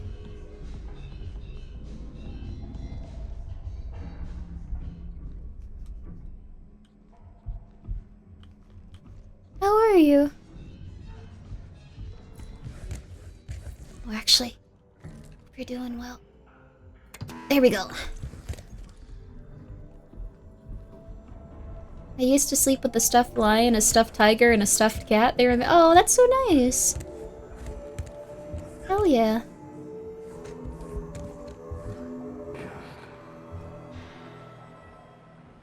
Haunting? Okay. No signal. That didn't work.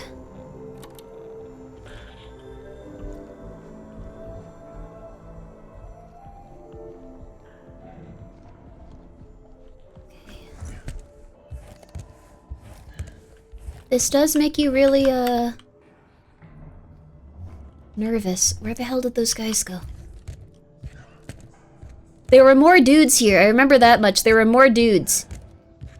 There were dudes. You remember the dudes, right? There were dudes. Where are the dudes? Send dudes. Wait, no, don't send dudes. These dudes are scary. We have to try to find the playground. That's the exit. Gonzo, thank you so much for gifting a sub to Dracius FOFG.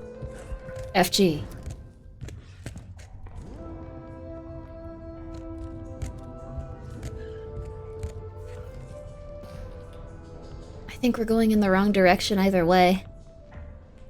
I'm relatively sure. I'm pretty sure I was supposed to just exit the mall and the security was near the exit of the mall.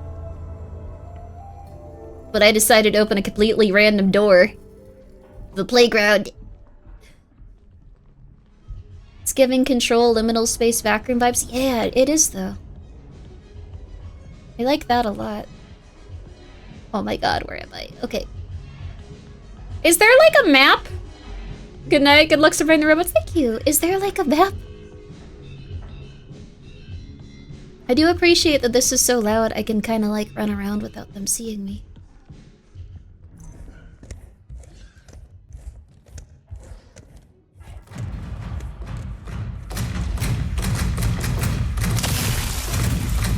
No, no, no, no, no, no, no, no, no, no. Ah! Fair?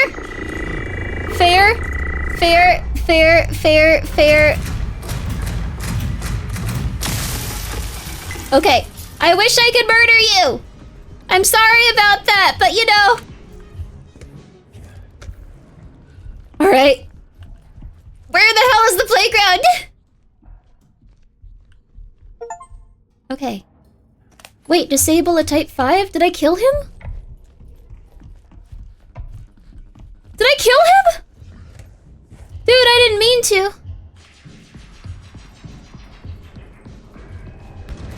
Oh, No, they don't die. You disable them for like 2 seconds. Okay. No, I didn't kill a guy. Alright, so this is the security office.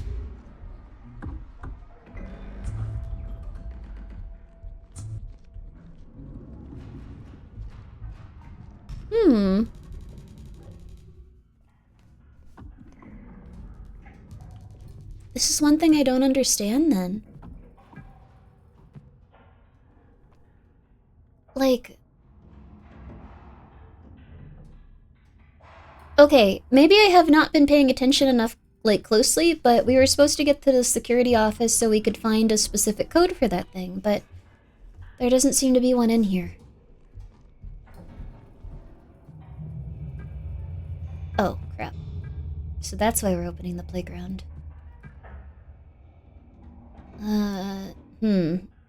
You closed it again? I closed it on purpose because I was trying to open the front door, but... Oh, this especially looks like one of those craters.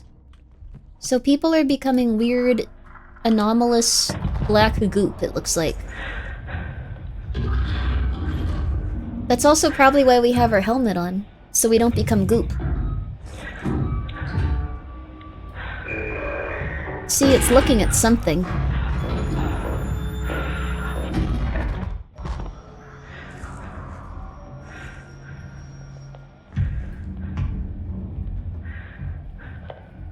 Whatever that is. You might need to find something to help you find the code, maybe. We looked through all the emails. Nothing on those. Okay. Quake, CCTV maintenance,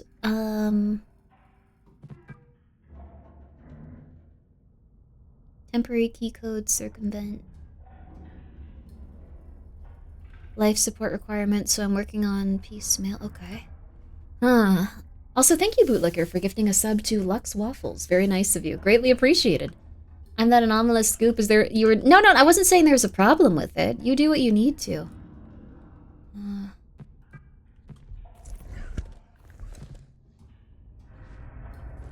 It says it requires a reset. We could reset it, maybe.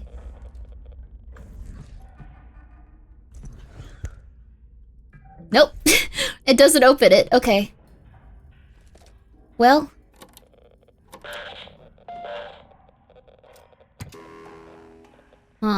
Okay.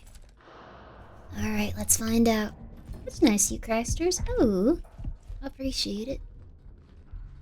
Well, this is gonna be a little bit frustrating here.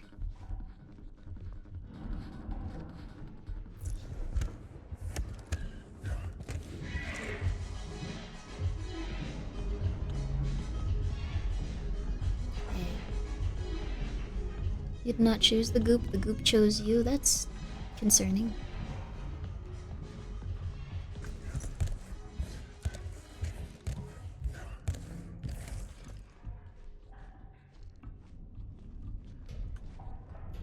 But it's okay.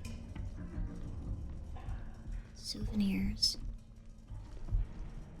Final price cut. I'm just gonna go hide in here for a second. Shh. Shh, shh, shh.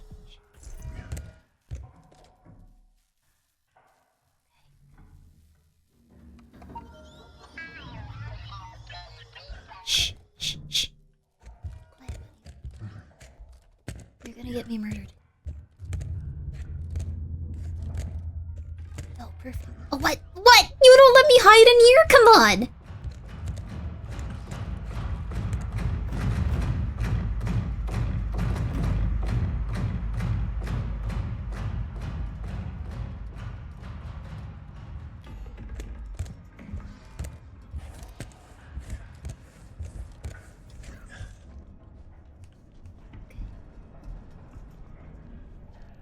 Just need to find the playground. Electronics? I think this is the playground. It's honestly very cute and pretty.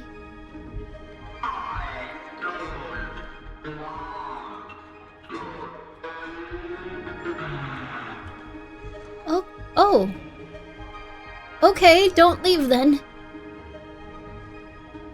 I guess.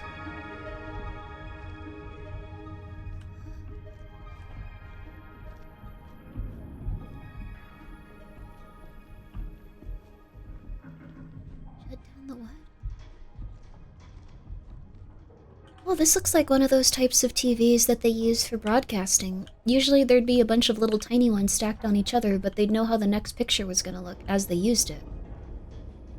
Pretty exciting stuff, honestly. This looks really scary.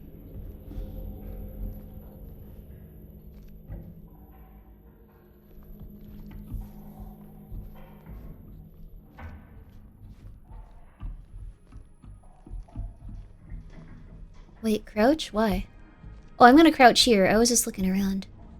Sorry you had some tinnitus. It was a very loud, very loud ring for people that were... Actually, there is a weird test if you guys want to hear it. What is this thing? Oh, it's supposed to be like a fake pet. Looks very unnerving now. Electronics. Ooh, little TVs. Final price cut. I always thought it was weird that some jobs, like, they require you to live there and then they also make you pay for everything that you own, but I guess that's just Voices of the Void. Like, why do you need to buy this gun if you already work on this stuff? Ooh, damn, that's nice though. I would love a Joust TV. Ooh. Oh, look at that. Ooh, the speakers too. Ooh, and the stereo and the cassette player. Oh my god. A little bit too excited here. Think we can rotate this like we did in The Last of Us? No, the game is the opposite of The Last of Us. I love this game. This has been a really interesting and one-of-a-kind experience. And you can tell it was developed with as much love as humanly possible. Okay.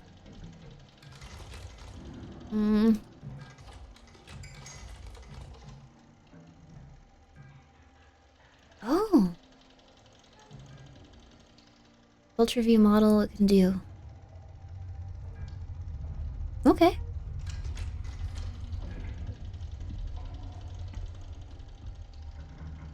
Oh, the VHS players. Oh. I really like retro electronics. I don't know, like the feeling of them, it gets you, it gets you. Let's start with this.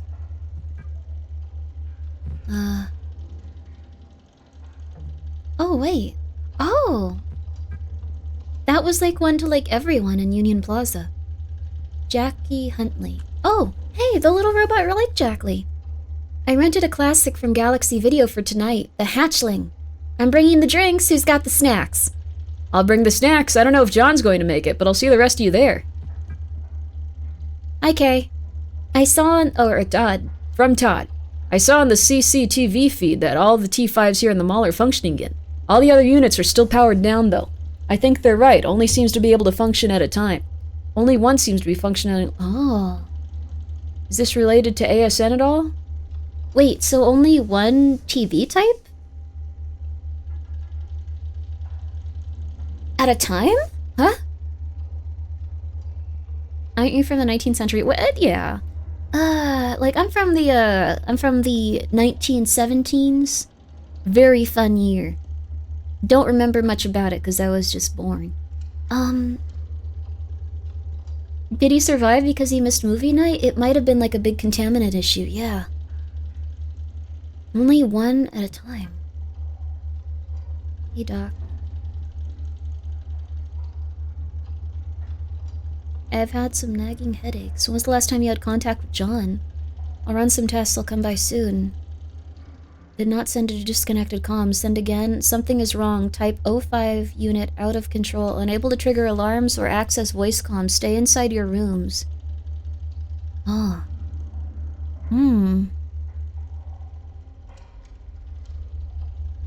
Okay,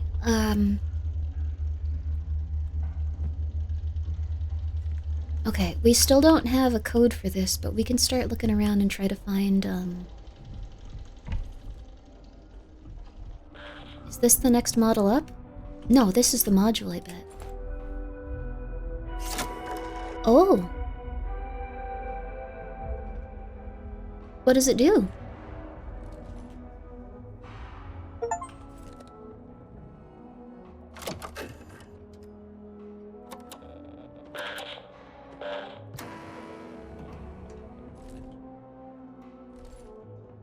No module selected. Ultra view.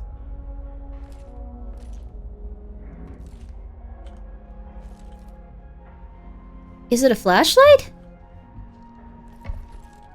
It's a flashlight?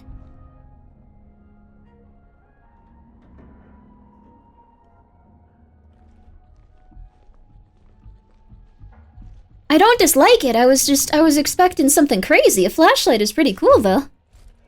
All of the electronics are very old school and just like, you got a flashlight, you'll deal with it. It's helpful, isn't it? VTubers can't read. It's more that you're dividing your attention amongst several things. And usually, your ADHD is just like, I got this. But occasionally. Okay, so... See, like, and what it can do.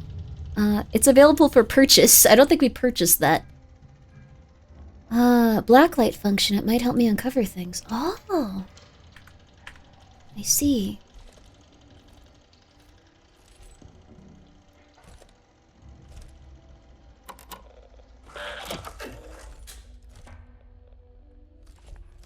No module inserted?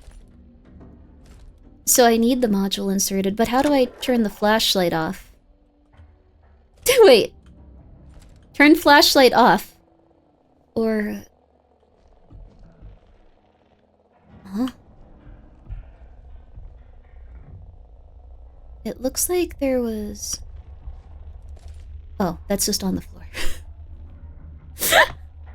Oh wait, we gotta do ads? Okay. Does it do more? Go back and look at the wall? Okay. But like... What does it do? I think we saved.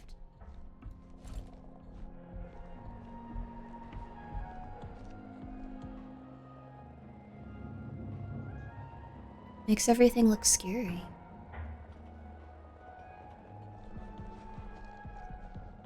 Whoa, trippy. Oh my god. Okay. Let's first of all do that. We're gonna play some ads and then we're gonna get right back to it. Also, we're obviously gonna play more than just a couple of hours and stuff, so this will probably be what we're doing for like at least the next 6. This is a really cool game. The TVs alone are worth buying the game for. It's also interesting that only one of them is working at a time. So only one model of TV. Really odd. Oh. We'll figure it out though.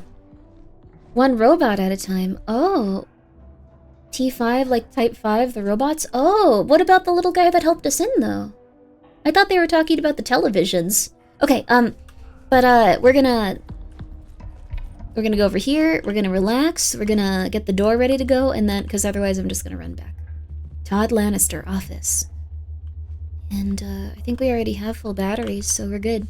IC is the little guys? Oh! But they can still work. Okay. Alright. Okay. Alright. Okay. Alright. Okay. Alright. Okay. Alright. Okay. Alright. Okay. Alright. Okay. Alright. Okay. Alright.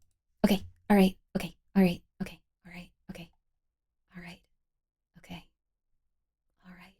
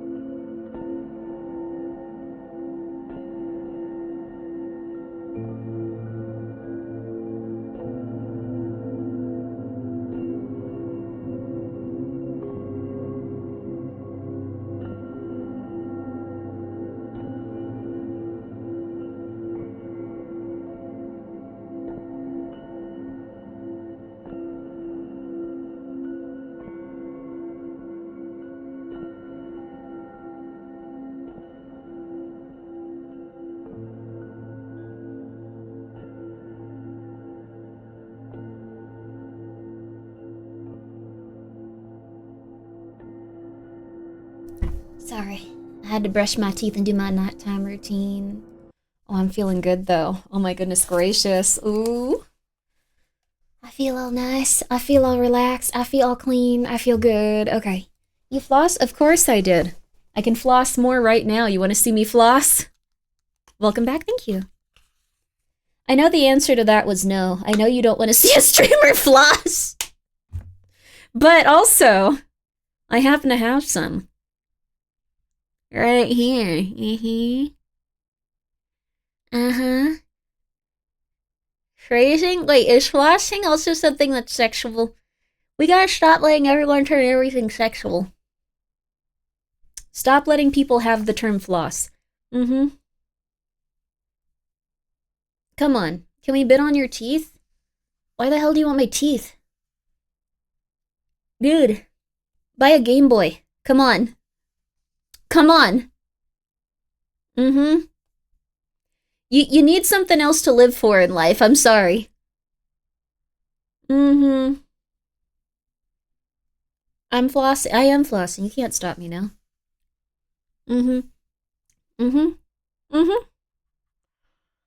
Uh-huh. Did you know no one can stop you? You can go to ebay.com right now. You can buy yourself an original Game Boy. Or a Game Boy Color if you want to go crazy. If you want to go absolutely insane, a Game Boy Advanced. If you want to be, like, silly, a Game Boy SP. You can get yourself one of them. Easy peasy. You know what you do with that? You sit down, you play it, you put on a cassette tape. You don't need anything else in life.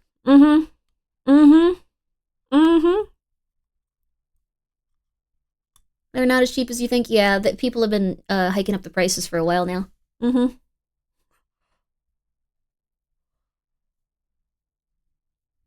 Well, I have an alternative for you. If you'd like to feel like you're on the verge of death being hunted for sport, in a very alluring, cool way. Please don't try to bang the robots in this. I'm so sorry, Raw Fury. I'm so sorry. I'm so sorry. I'm so sorry. Never mind. I'm so sorry. Shh. No. Shh. No, don't do that, you guys. Don't do that. No. Shh. Okay. Too late. How many people have already drawn people trying to bang these, like, robots? How many?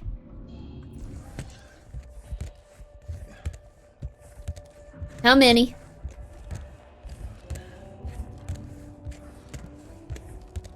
How are you? I'm doing well. I don't try, I do.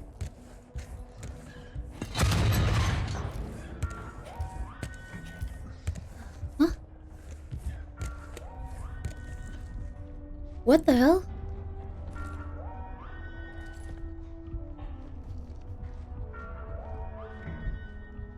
Uh-oh. What happened? Huh?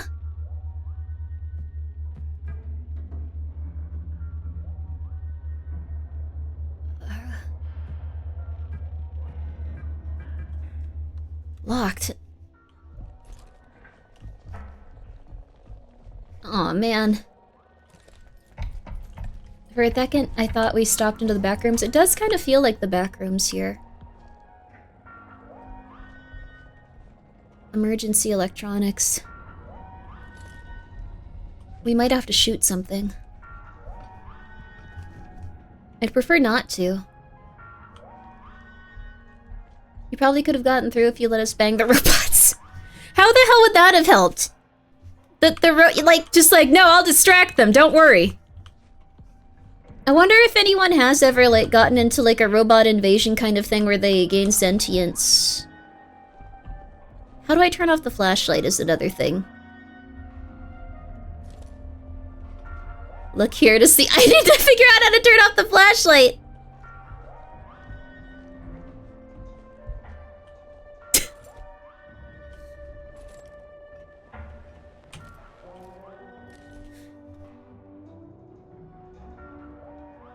Okay, we can do this.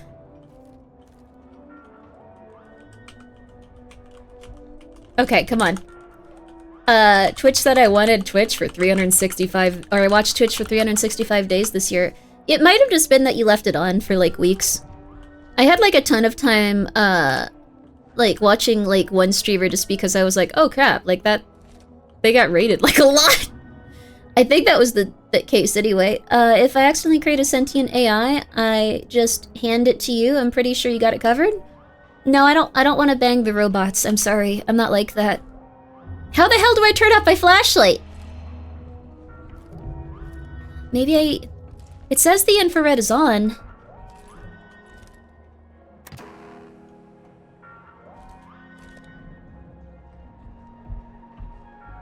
I'm too stupid to play this game.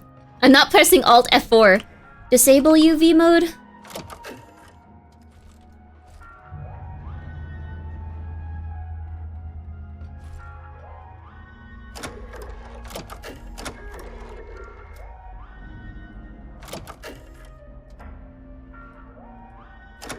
We might be screwed. I'm stupid.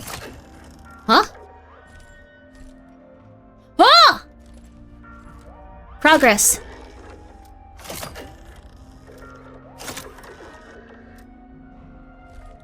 So one of these is... Okay, everyone. Who's seen Lena play this? Tell Grimmi what to do. Who saw Lena play this? Tell Grimmi what to do.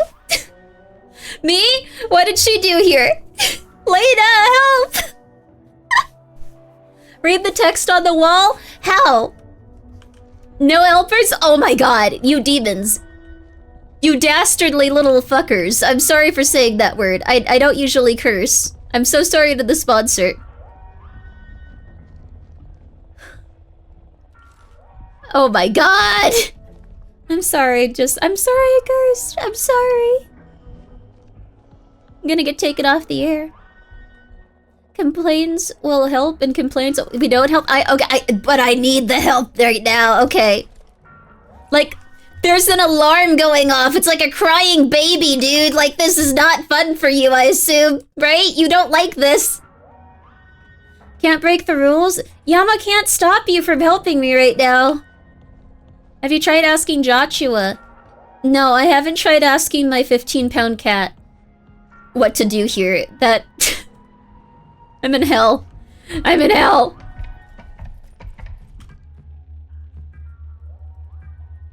Don't turn on emote only. Oh my god. What the hell? Okay. There has to be something... Actual hell. It doesn't look like anything comes up on this mode. Is it broken? Oh, wait. Oh, I'm an idiot.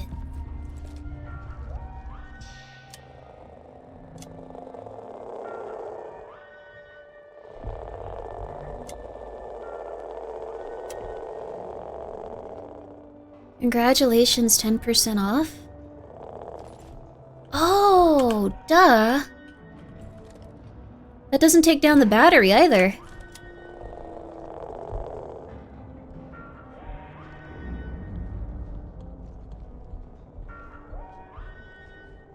Wait, is this blood?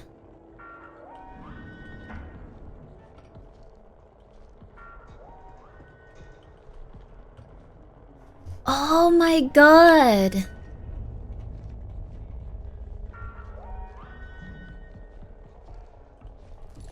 You hold down the other button! Grimmi, you need to— I'm just so afraid of using my charges in this game that, like, I don't do anything correctly. This sucks. I'm so sorry, you guys. This is a Grimmi-related problem.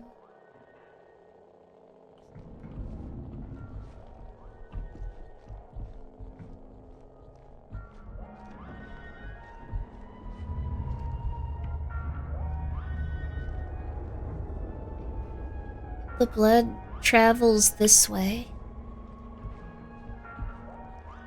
He went, ugh, with his hand as he traveled more towards the screen and then was falling over as he tried to...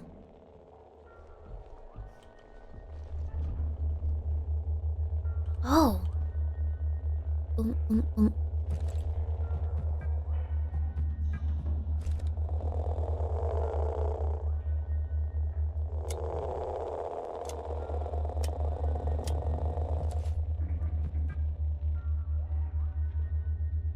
Okay, fair.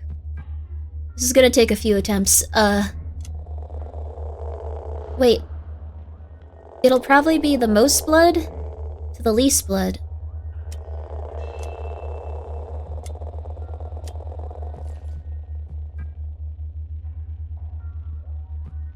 Oh my god, that's so cool. What? No, I figured it out! Yeah.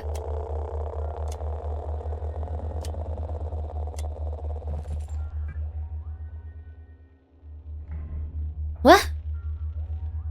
Did you hit the buttons? I thought so. Oh, wait, I hit a button at the start. Okay, wait a second, wait a second.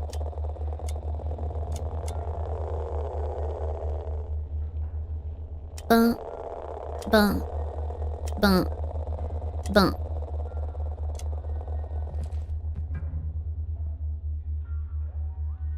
I think I keep randomly hitting one. I'm so sorry. This is like the coolest puzzle ever, and I'm ruining it by being Grimmi.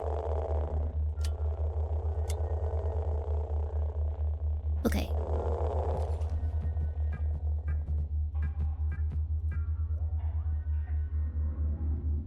This is it.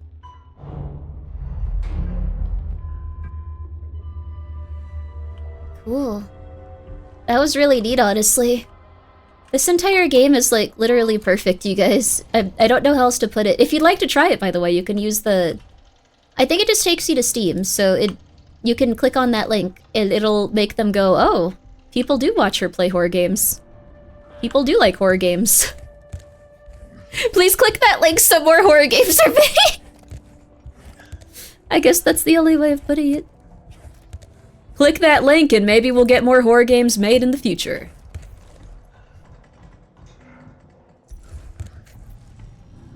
Now that I think about it, though.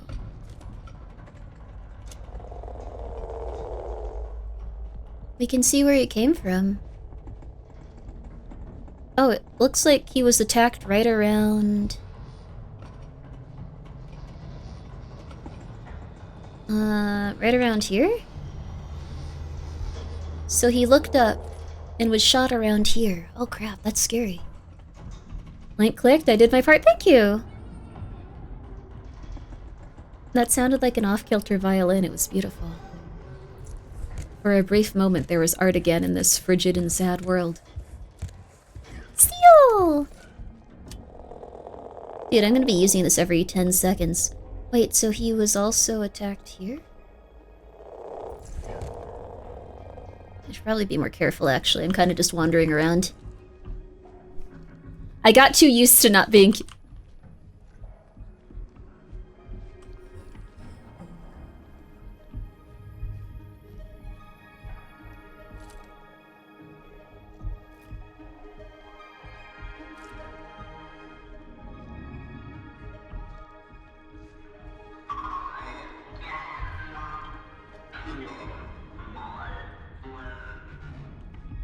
The robots were having a rough time too, it sounds like. Crap. Oh my god, crap.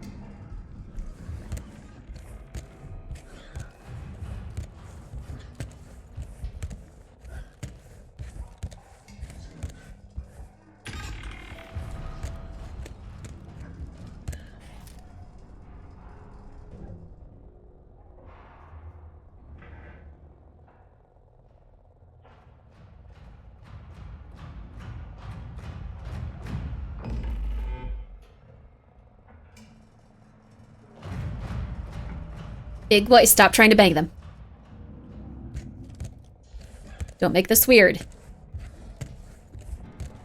Oh crap.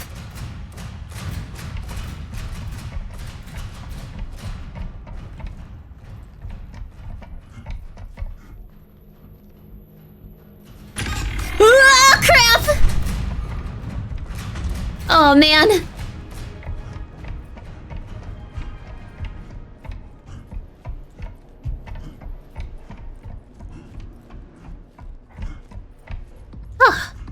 I guess leading them away is a strat.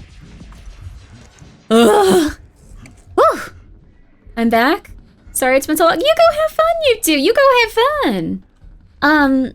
Okay. That was like Pyre, except you're the ball? What the hell? Huh?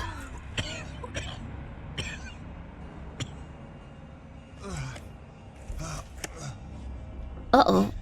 We were feeling sick already, I think.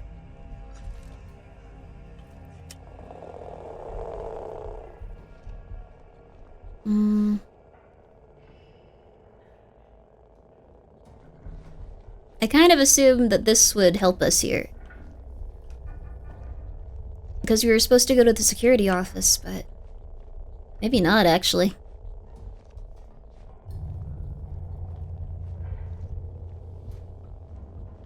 Oh, crap. How are we supposed to get out of the mall, though? We can't open the door from here. Oh, wait, the terminal. The keyboard. Wait, they're not covered in blood. Crap. But yeah, we probably have some sort of, like, really bad disease. Like, I'm assuming it's related to this. Like, all the robots started going mad, and they started seemingly getting obsessed with these weird crater drawings. Okay. Oh, you get some good rest. You don't need to apologize. You don't need to get weird. You don't need to get not weird. I'm so sorry. I was gonna say this is a very weird setting. My brain was going in two directions. You're getting good. You're getting good. Get weird if you'd like to. Oh, crap. No.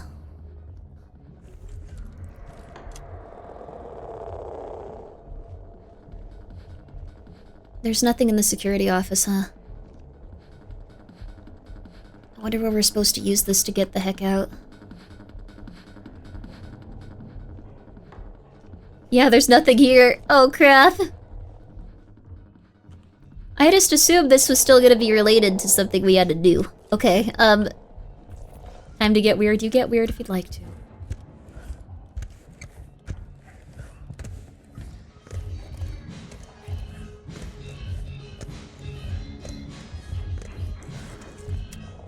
What Minecraft mod is this? This is routine.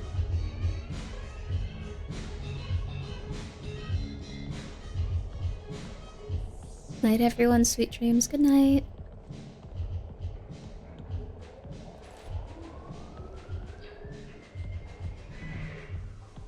Why are those robots so angry?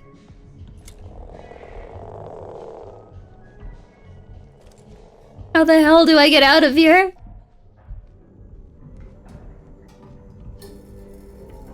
I think this is much scarier than Alien Isolation, if I'm gonna be real with you, but I guess that's a little mean to that specific game.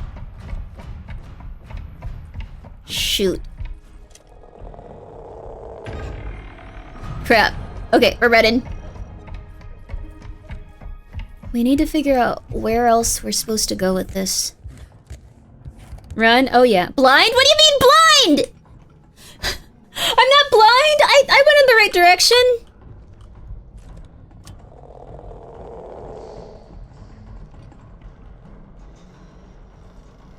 Right?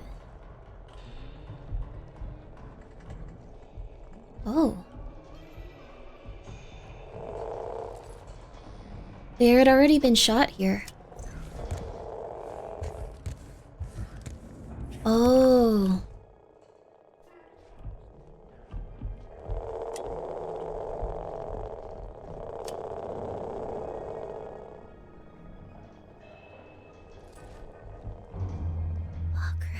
Robot. Kinda want them to be out of that location. I want to see what's in there.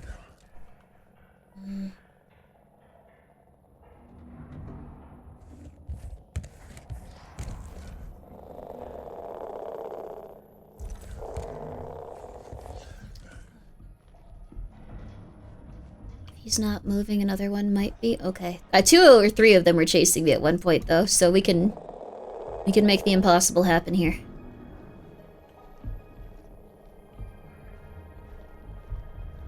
Oh.